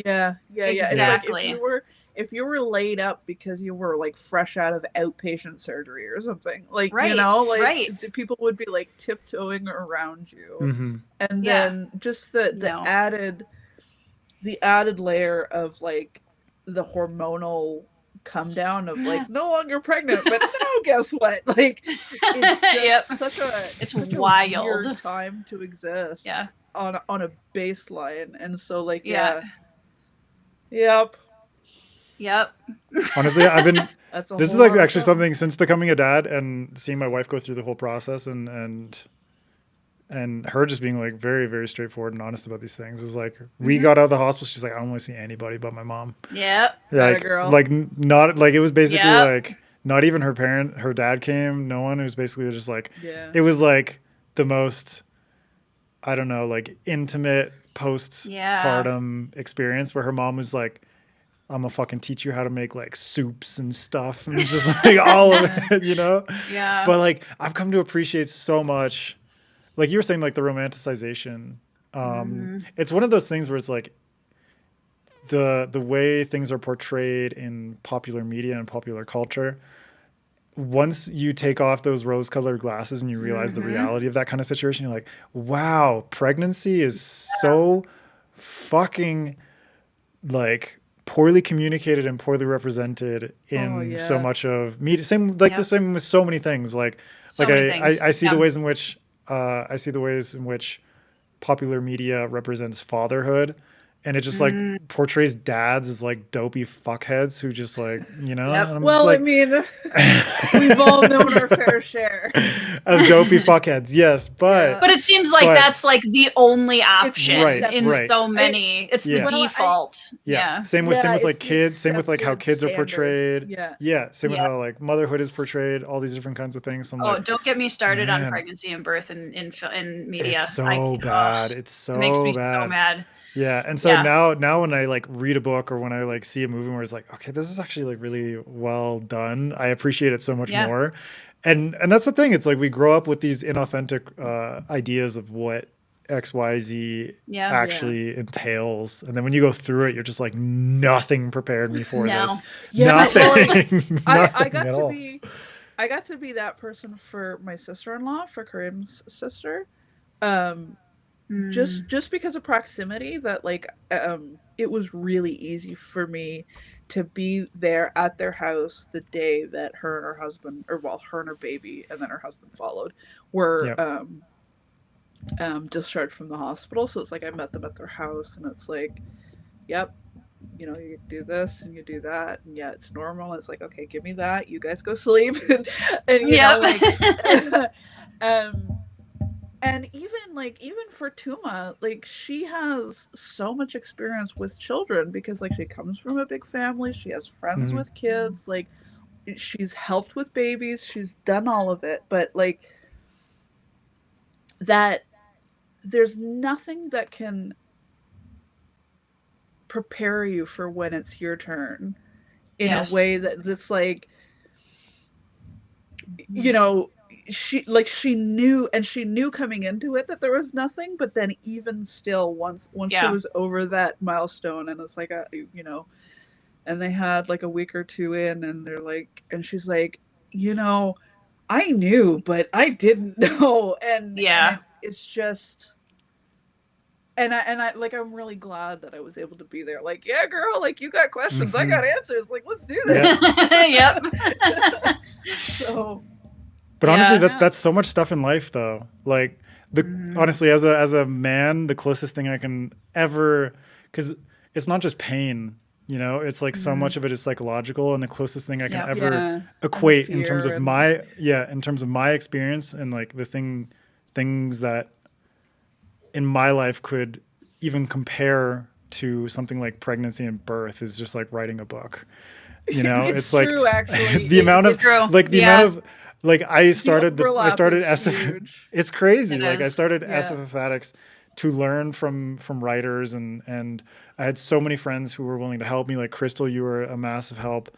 Ryan Cahill, like Rob Hayes, like really helped me a lot with helped me with self-publishing and stuff like that. But it's like, really, like there's so much that you can learn, and so much you can absorb, and so much that you can think you have applied. Oh yeah, and you think you. But then when you get into it, and you're just like, oh fuck, and suddenly everything that you learned goes out the window, and then you have to realize like, oh my god. Parallel is like, you do it once, and you're like, this is fine, I got this, and you go in for that second kid / book, and you're like, oh fuck, this one's harder. This little psycho's gonna kill me. Yep. And it could be the sequel, it could be the kid, like both of them, and also or both. Yeah. And especially and both at the same time. Yeah. Oh my god. There's like a little period right after publishing that I swear to God feels the same as postpartum depression. Like, absolutely. It's that drop of like, I did the thing exists. And it's like your stamina runs out. Yeah. Yeah. You're like, you ran the marathon, you did it, and your stamina just bottoms out, and then you're you're so empty and a little bit lost, but now you've got to like help this thing exist. Well, and the funny part is the amnesia is the same too, right? Because then we're like, that was fun, right? Let's do that again. 4 kids and or 4 books later, you're like, why are we still doing this? But it's fine, it's good, we're doing great. Like my mother-in-law just like, oh, I haven't had a kid in 10 years, let's do it again. I'm just like, it'll be fine. It'll be fun. No, I don't know.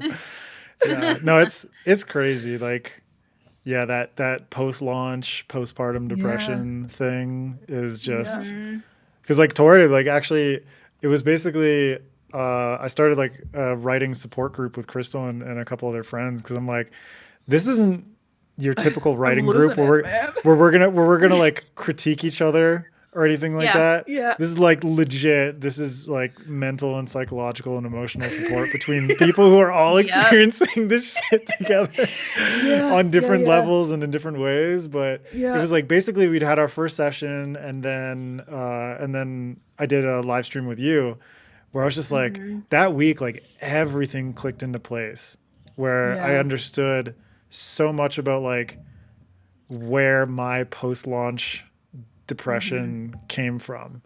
Oh and yeah, it was like because you had like Spiffbo before you yeah, got like through your post-launch. Yeah, no, same, Spiffbo just bro. like Spiffbo extended it. Yeah. Extended it for Same, so fucking long. And you And it try was to warn people, but that's another thing that it's like, yeah. like there's only so much I can tell you, but then when you get there, you're gonna see, and it's gonna suck, but it's gonna be great. So sorry. Like it really helps, but also it really impedes you in a lot of ways. Don't expect to write anything. Yeah, so it's just like the flip sides to all this stuff is crazy. But it was like when I was talking to you, Tori, it was like basically I came to this realization that I was like, all of this anxiety that I was feeling was not about like the writing itself, but it was about like who I became while I was writing. Yeah, it's like and the fact that it's like the fog starts to clear, and like, all of a sudden those buildings that you knew were in the distance start to become visible again, and it's just like, oh yeah, I actually do know who I am and what I'm doing. Exactly. But it was like I'd never understood it with so much clarity. That I was like struggling after the launch of my first book and trying to figure out like, how the fuck do I do this again? So much of it was basically trying to understand like, how do I do this not the same way? Because while I was writing Mushroom Blues, like I was just like hard. I was obsessed. Like I was hard deadline. But like I was like obsessed, you know, to the detriment of like everything around me pretty much.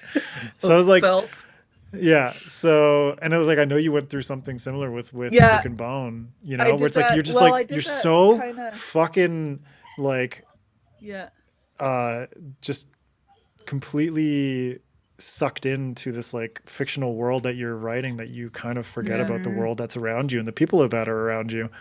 And I'm like, man, like I was not that I was like a shitty dad while I was writing Mushroom Blues, but it's like I was not a great dad while I was writing that book. It's hard to be present when you're so present in the book you're writing. Exactly. Yeah, so, and Don in the comments has a really good comment about like, you know, he remembers when they got home. Yeah, put our daughter in the bassinet. Okay, now what? Yep, that's it. Well, and that's one of the reasons why, like, I kind of set up after Cold Silver this last couple of weeks. I knew I wanted. I mean, we talked about this too, Adrian, where you get to a point where you're so in the launch and you're so in the marketing and you're so in all the admin and all of that extra stuff, and you like, it's like an itch you can't scratch with wanting to go back and actually write something, but you can't. You can't. You really can't. Yeah, forcing you can't. It to take longer. So like I set up June 1st. I'm starting my novella and I don't care. Like, and I'll still market and stuff on the side. But that was something with Bloodstones that I didn't give myself the freedom to like go back and be creative as a priority after that came out. And this time I was like, Cold Silver's out. It's getting the, you know, people are reading it. It's getting its first reviews. Like, I'm going to let it now. Right. I'm going to let it cook and I'm going to come back here and I'm going to, I'm going to start working on my next project because I need that recharge now. Yeah. That's like exactly it. Like I never gave myself that flexibility or that permission for like way too long, you know? And it's like, I look back now and I'm like, okay, well, here's like, for personal growth. That's the thing. It's like every single book, every single thing you do is basically just like an accumulation of all of your learned lived experience. And I think like that lived experience is what you can most effectively apply to things in the future, even if part of it gets lost in like the amnesia of it all. But like, seriously, it's so fucking hard to just give yourself permission to say like, okay, because I like did not stop marketing, you know. And I look back now and I'm like, okay, Mushroom Blues has done well, and like I got to like second place in SPFBO, and like selling well and blah blah place blah, like all below. these things. Yeah, tied for first, but then got bumped to second. That's even more of an upset than mine, and like I feel better now. It's like you could take that push now. No, like, I'm actually like I'm not bummed. I'm not bummed about it at all, because I do not want the stress of the Champions League Oh thing my that Mark gosh, is I doing can't now. even. If I had to do that back to back with SPFBO 10, yeah, I'd be fucking out of it. Like I just well, especially because just Jamie like the internet for a year.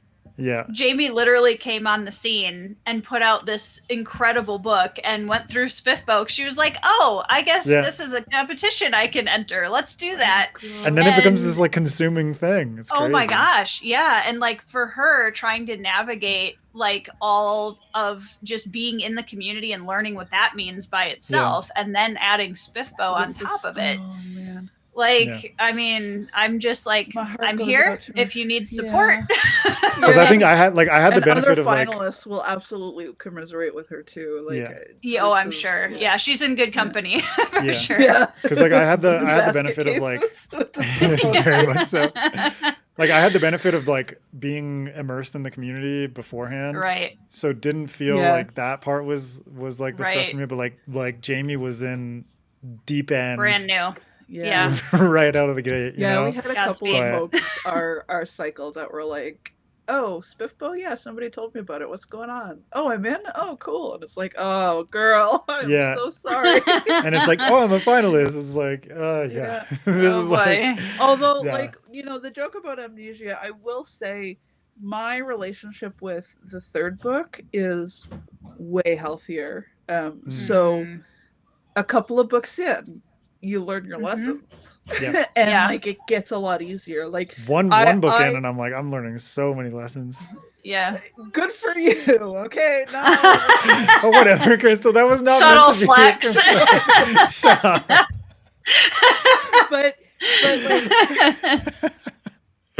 like, I was able to recognize when my well was empty, and I was just like, okay, I gotta backtrack a bit and like watch this shit that really filled me up. Yeah. As I was coming up with the ideas for this series, like not just recently, but like a bit of a archaeology of like how I got here, and it's been really cool to revisit that and like see the stuff that like I stole, and it's like, you know, there's you know, I was watching a Ken Burns documentary, and he's talking to a veteran about how, like, you know, I survived, you know, XYZ battle and this posting, and I was so sure that I was going to die there that now it's like I'm not afraid of anything anymore. Like, what is there to fear after that? Because nothing, whatever gets me, can't possibly be worse than that. And I'm like, that's Lauren. I stole that from you. I'm sorry, bro. And like, just directly put that in the first book. And so it was really neat to like revisit it. And so reminding myself of how much love has gone into this series has been really helpful, but also giving myself permission to pump the brakes. Yeah. And it's like, I'm not feeling it this week. I'm just going to crochet and watch Ken Burns, and it's fine. It's totally fine. I know. That's such a mood. I love it. Crochet and Ken Burns. And it's, I mean, like we've been stacking him a bit. Of course. It's sad to me that I think in a lot of times in the crazy hustle culture that we can fall into as authors, that gotta do the next. Do the next. Right. And it's like, and there's some people that thrive on that and do it well. But they do, absolutely. And that's awesome. Can't relate. But like, but also I think as a community, I think we do sometimes a disservice to honoring the author at rest, because that's where the ideas, like, you know, this week it's been really funny because as soon as I took that pressure off myself with Cold Silver to be like, you can write. Let's start working on the novella. Let's get something going again. And of course, the minute I get in the car and start driving somewhere, it's like this dump of ideas, and I'm just like, oh my gosh, okay. And it just starts flooding back. And that's a moment where you allow yourself to just relax and let the ideas flow and see what happens. And I think we don't honor that enough. oftentimes. Yeah, well, and it's like a a stock pot, like doing its thing, developing flavor in the background, and it's like right.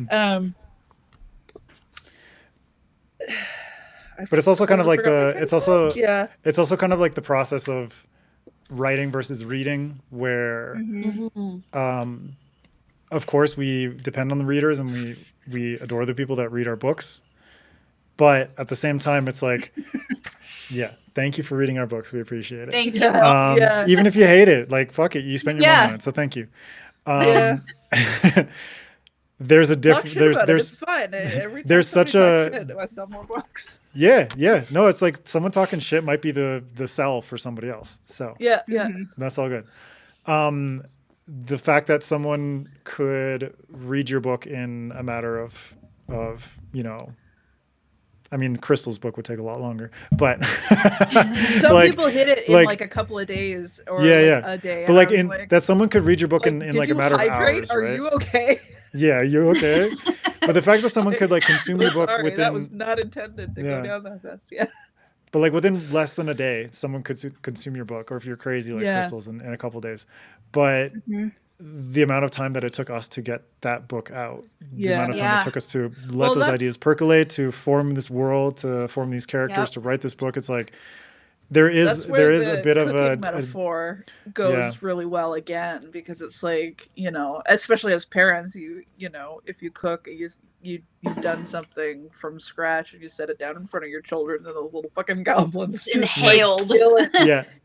Or they say like, I don't like this, and I'm just like, God fucking I don't damn like it. soup. It's like, you ate soup yesterday.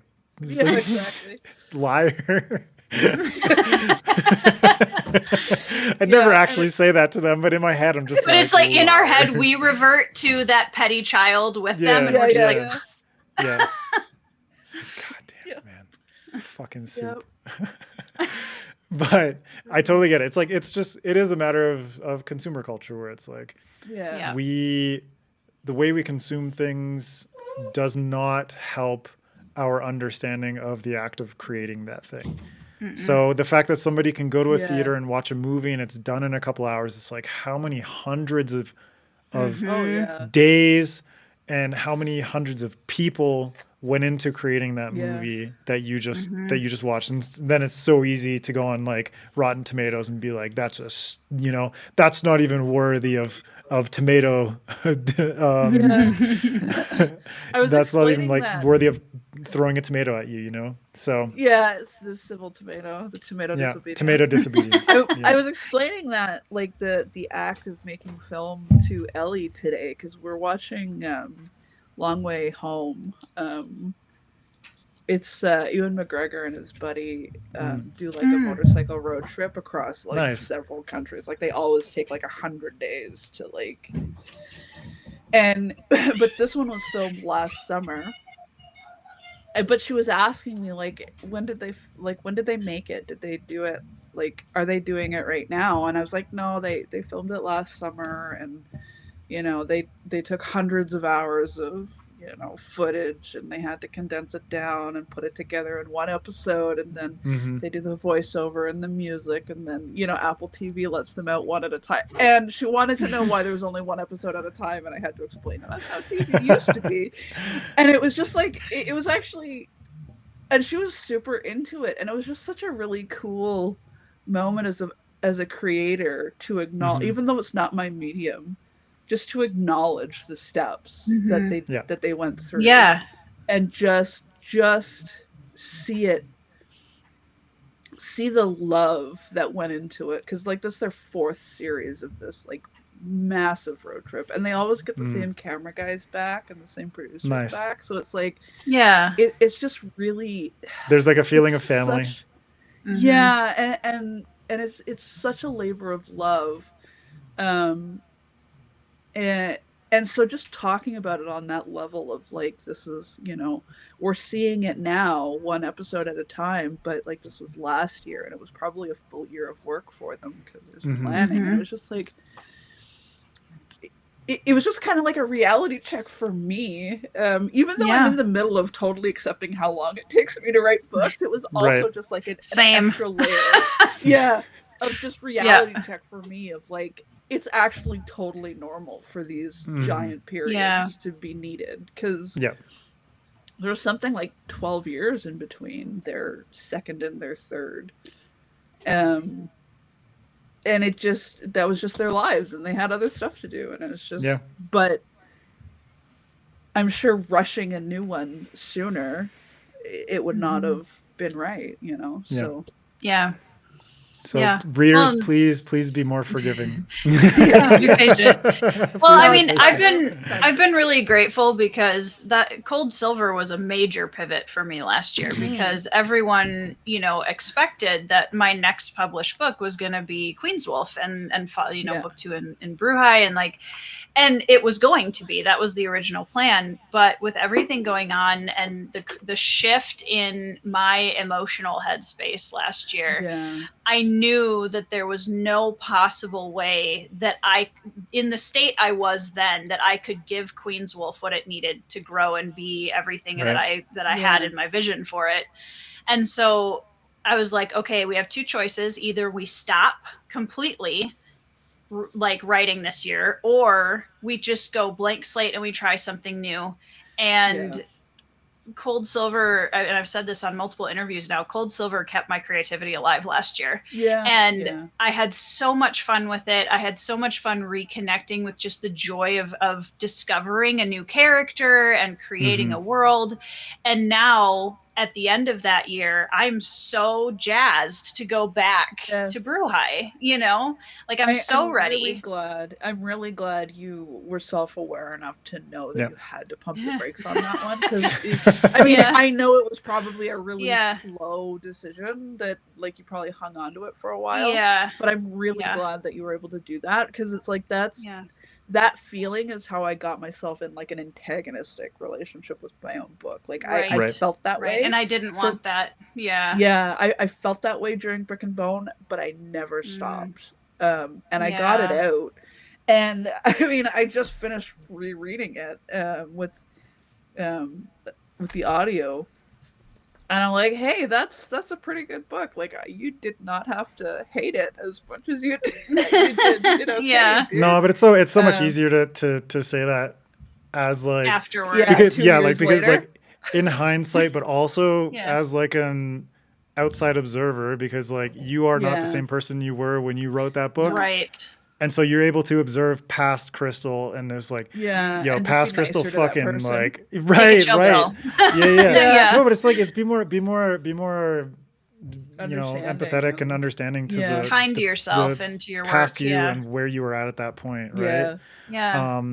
So it is really books hard. Are really neat that way, and that they're just a little snapshot of who we are for a span at that of particular time. moment in time. Well, and even just taking a step back, I think at any point during the creative process, right now going into the novella, I'm going back to the world of Bruhai, but it's not this huge jump between first person single POV short episodic action adventure to multi POV epic that would have been such a huge jump.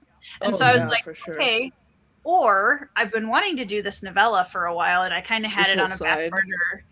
Why don't I do that? Because then I'm back in the world, I'm back in third person, but there's only one protagonist, and I can kind of play around with an origin story. It's a short project, so I know I can hit that accomplishment dopamine, and then move on to Queen's Wolf next, as soon as the novella is done. And I feel, I'm sure there's going to be hiccups. I know there's going to be hiccups, but I feel like I'm on a good trajectory right now. I'm in a similar position where it's I'm writing a novella set between book 1 and 2, and it's it's just high five. For novellas, fuck yeah. There is a lot of crossover where it's characters that appear in Mushroom Blues and sort of setting up. This is an entirely new character. The foundation is there, But it's it's basically it's a side story that is in the aftermath of Mushroom Blues. It's a disgraced sushi chef. So I get to talk about restaurant culture and like one of my best friends back in BC actually worked as a sushi chef. Like he was like a Red Seal chef for years. Oh wow. And did like That's 2 cool. summers where he was working at a restaurant, but he was like running like their patio sushi bar basically. Nice. So this is like chatting with him about different ways in which like how to cut fish in certain and like the preparation and all this different kind of stuff. So I'm like, yeah, like I actually really love food and I love cooking, and so I get to infuse like all that weird shit into this as well. And it feels good to really be weird crossovers. And we're back. Yeah, I was like Jiro dream. Yeah, I was like Jiro dreams of sushi and the bear, but it like mix it with like a Hong Kong crime thriller, and it'll get really fucked up. And there's gonna be some body horror because of course there is. But it feels really good to be in the world, but not be so beholden to a little bit this. Less This pressure. is the continuation of like this thing, and it feels so good. Yeah, maybe I'll read Ash and Stone and then just do like just fuck around. Maybe I should see do what Coyote. Happens. Yeah. Should do Coyote. Also, Dawn has like a good question, and one that I honestly personally don't know the answer to because I'm not the kind of person that feels the need. It's like my rule of thumb is if a book is a 2 or a 1 star, it's very unlikely that I'd even finish it. And at that point, it's very unlikely that I'd even feel the need to rate or review it. Agree. So that's basically like how I am as a reader. I've never rated or reviewed anything like a 1 or 2 star because I just like I have. I totally have. But it's like I wouldn't get to the point. It's like if I DNF something, I'm not the kind of person that goes on like Goodreads and be like DNF'd at blah blah blah %, because I'm just like I don't care, because if I didn't finish this thing, it's not for me, and therefore my opinion doesn't feel as important to, because I didn't finish the story. I don't know what the whole story is about. Yeah, I don't. Why do I have to go on there and I don't spout it out of my ass? You know, if I haven't finished it, but it's like I've had a couple of books where either it was short enough or I was like so invested and so stubborn about it, or it's like I just I can't. I have to see this through, and I think I think I only have 1 2-star on my Goodreads. And it was very much a marketing problem where the marketing of that book was not accurate. Not accurate. For what it represented. And so that's why I felt like kind of saying like, you know, this book, like the marketing for this book says it's really dark and out there and stuff. But it's like, I don't know, man. And then there were, you know, some really weird pet peeves that I have specifically that it was just like, so it was more like if you don't like this, but if this doesn't bother you, like, you know, go for it. That's the thing, is I always, even when I write a review for a 1 or a 2 star, I had to acknowledge that it was a mismatch. Well, and like for me, 1 stars are very specific for me. It's either for a certain type of content and how it's handled, and I will absolutely call that out, but also like I won't name any names, but like, I feel like too, like, you know, we've all talked about this before. I know that my review of something I disliked could just as easily convince somebody to buy the book. And which is exactly why. But I think that's different though than what Dawn is talking about, because there are some, I agree. People that are just trash talking, like, kind of harass. Yep. And honestly, like I don't know if Tori, if you've experienced this, because there's such a, I mean, there's a big stigma about content creators becoming authors, and obviously there is there's some justification for that, in the sense that there are some content creators who have put books out there and they have been mediocre at best. Yes. Right? Yeah. But there are also so many traditionally published books that have fallen into the same category. That are or the trend of like publishers being like, oh, TikTok's a big thing, and then basically contracting a bunch of authors based on their TikTok following, and that basically imploding in their face. Right. So as content creators, there is this really annoying stigma where it's like there are already some people who are preloaded judgments based on the fact that here is a content creator, here's a book that they released, therefore I'm going to be negative and pessimistic about it. Even though the fact is, I became a content creator after I started writing. I became a content creator because I wanted to learn to write better. And therefore my content creation is not the reason I write. Right. My content creation facilitates my ability to be a writer and be a better writer. So it's like this really annoying thing where it's like, so like if you have a platform, awesome, you know, make use of it. Well, drives me nuts too is so I think told so repeatedly that we need the platform. Right, exactly. Yeah. You did it. Sometimes you built the platform for yourself. Good for you. You did the stuff right. And it's like, I'm just lucky I did it by accident, I guess. So it right. And I didn't film it. I think there's a level of like almost, I don't want to say jealousy, but there is a certain reaction that comes sometimes from people who get legitimately angry that you are using for example, a YouTube channel platform that you've built in order to promote your books. And it's like, but I built it and I went all that work, and Adrian too. And I don't necessarily think that, writing a book after you have a platform is always a bad thing, but I do agree that oftentimes it kind of they feel like they get a free pass and they can write just a mediocre book and it'll sell because they have a platform. Right. But for those of us that have been doing it a long time out there by people who don't have platforms, don't have a platform. Exactly. It's not the platform. It's just that there's a lot of books out there. Yeah. And there's a lot of variety. Yeah, but I mean, that was a very nice way to say that, Krystle. A lot of variety. It's a lot of variety out there. Yeah. But it is really frustrating because knowing authors across the spectrum and a lot of authors in TradPub, the fact is publishers do look at your platform, They do. Because what happens is just because you're TradPub doesn't mean they're going to take care of all your marketing for you.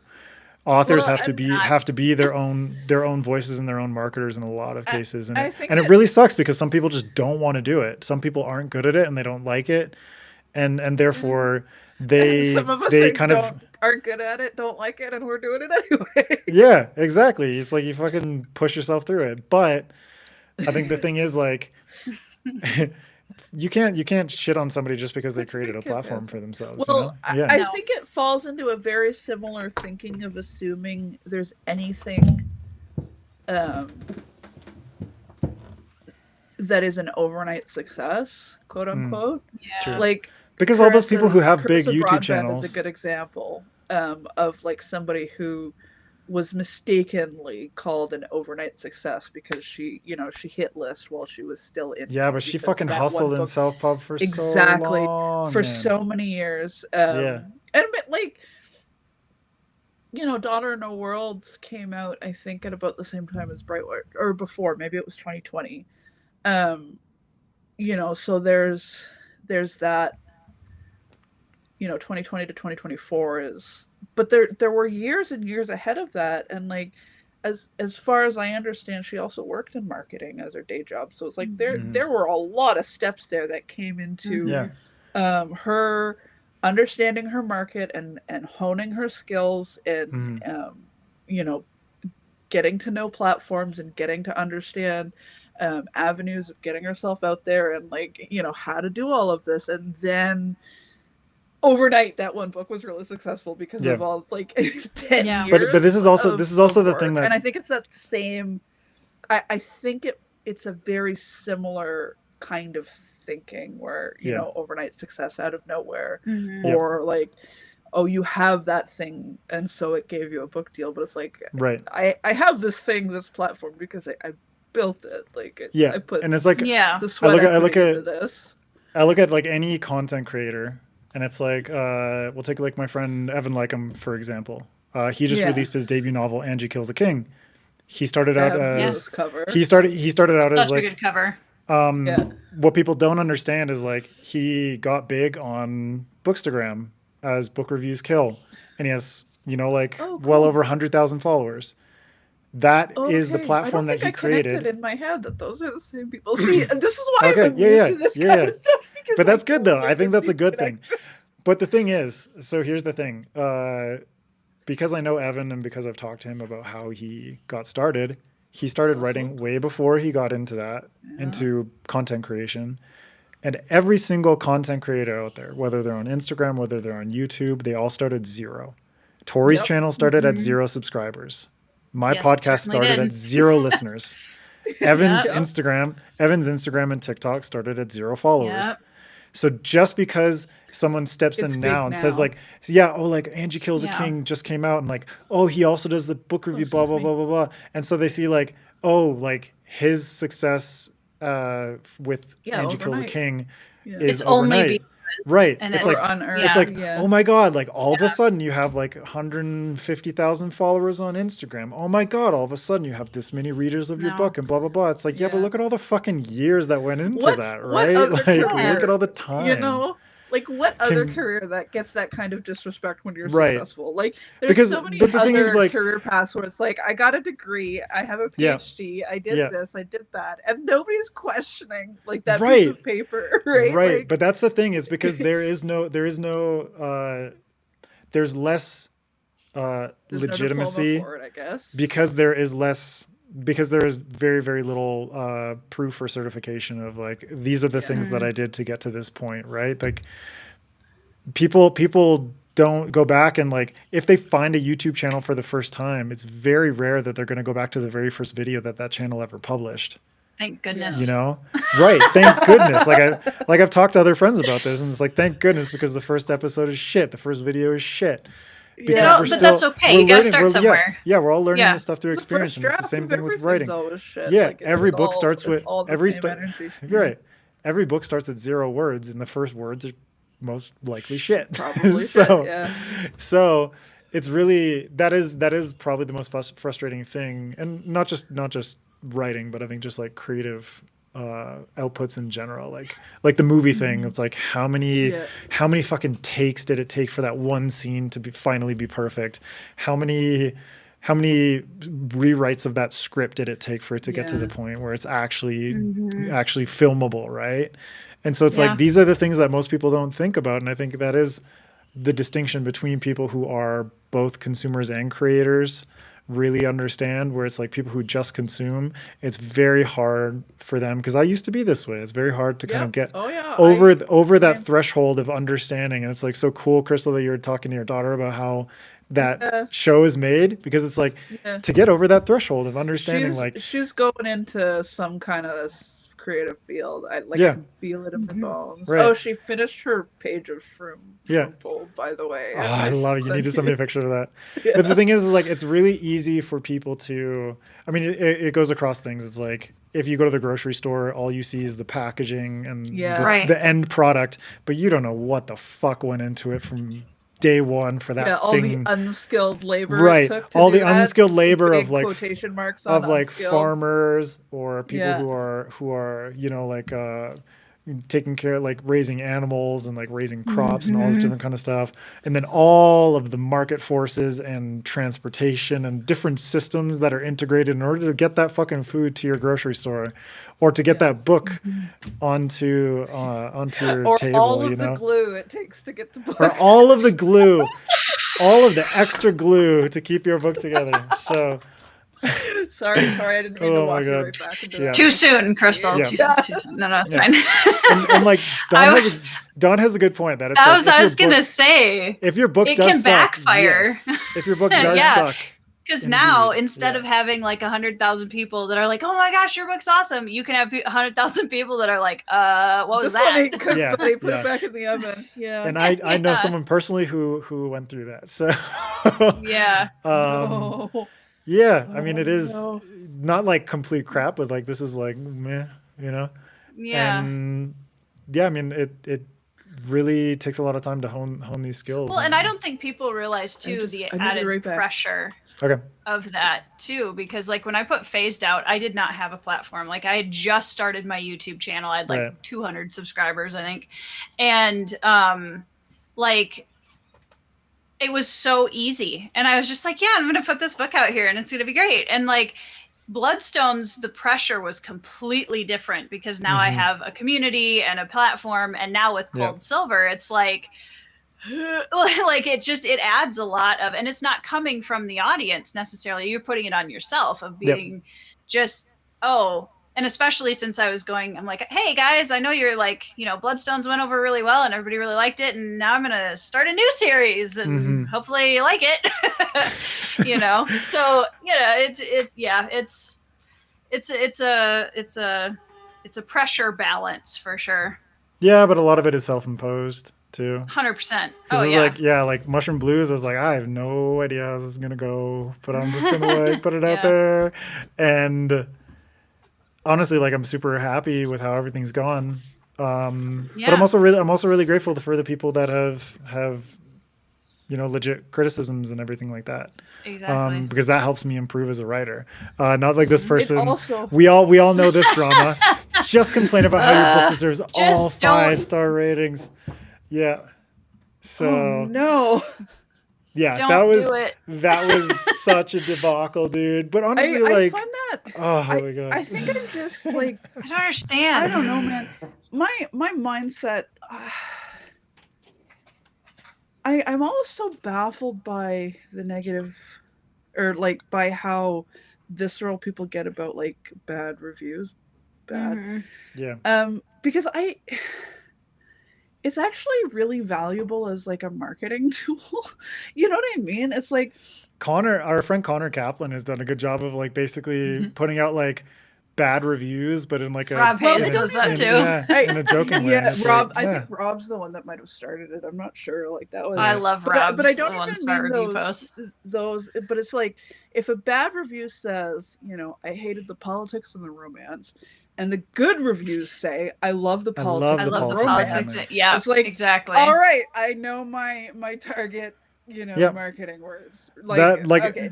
I've experienced that with Mushroom Blues, where it's like a lot of the low reviews are all people who are like unlikable protagonist and bounced off of it. Yeah.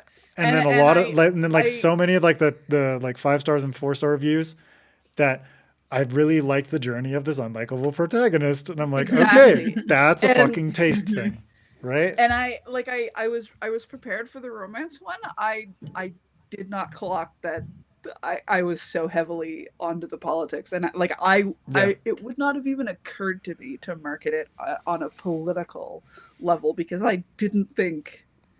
I don't know why I didn't realize. I think I was just too close to it, so it's like that stuff, like I'm not necessarily going to change who I am as a writer, but it is such a good tool for me to understand who my ideal audience is. And like I've hated books and I've acknowledged that I was not the audience, like the one that was the only one I gave a 2-star to. And I just have like this distance from it that often makes me really surprised when I see people react, because it's like, well, just market differently. Like, it's fine, it's good. I just.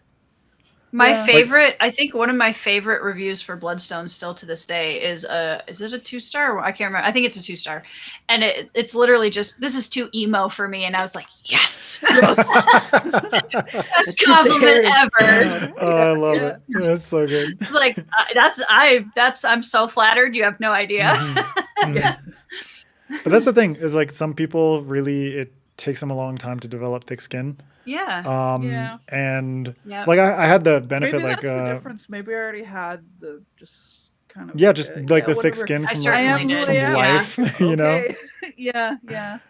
maybe tattooing built up that thick skin for me, and no pun intended, like literally just helped me out in that regard. And then MJ was like, my co-host MJ Kuhn was really good. She was like, I'll be your review guardian at the beginning.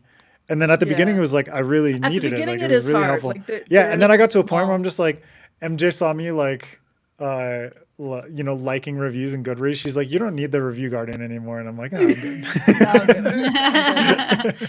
good. Yeah. So hopefully our words of wisdom and our struggles help somebody out there. Question mark. Yeah, I always tell wisdom people, and giant air quotes. That's an area where I feel very grateful to have had the background in self-publishing that I have for so long, because and I think I told you about this, Adrian. I can't remember when we were talking if it came up, but I mean, I had somebody tell me they threw my book in the garbage when I was 16. So that's awfully young to, I've been around that kind of thick skin mentality for so long that I have the hard time too, where I'm just like, well, yeah, somebody didn't like my book. Okay. Mm-hmm. Okay. Yeah. So, oh my God. If I had $1, you guys, if I had $1 for every time somebody asked me that on live stream, we'll just go with, yeah, sure. I'm still completely sober and I've drunk half a jar of moonshine. Yeah. That's impressive. Yeah. Tori is a good mom. I can hold my liquor. Oh my God. You see how much you drive me to drink? Yeah. Arun, it's all because of you. She's drinking because of you, dude. So yeah, probably. Well, on that, nice to meet you, by the way. Arun's a friend of mine. He writes reviews over at FanFiAddict, and nice, very very wonderful guy. But yeah, I think we've been talking for over 2 hours. So on that note of moonshine, we'll all take a nightcap. It's just kick off, babe.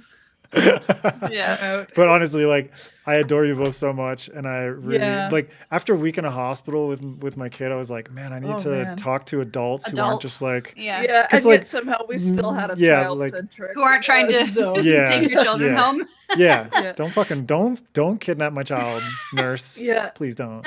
Stay away.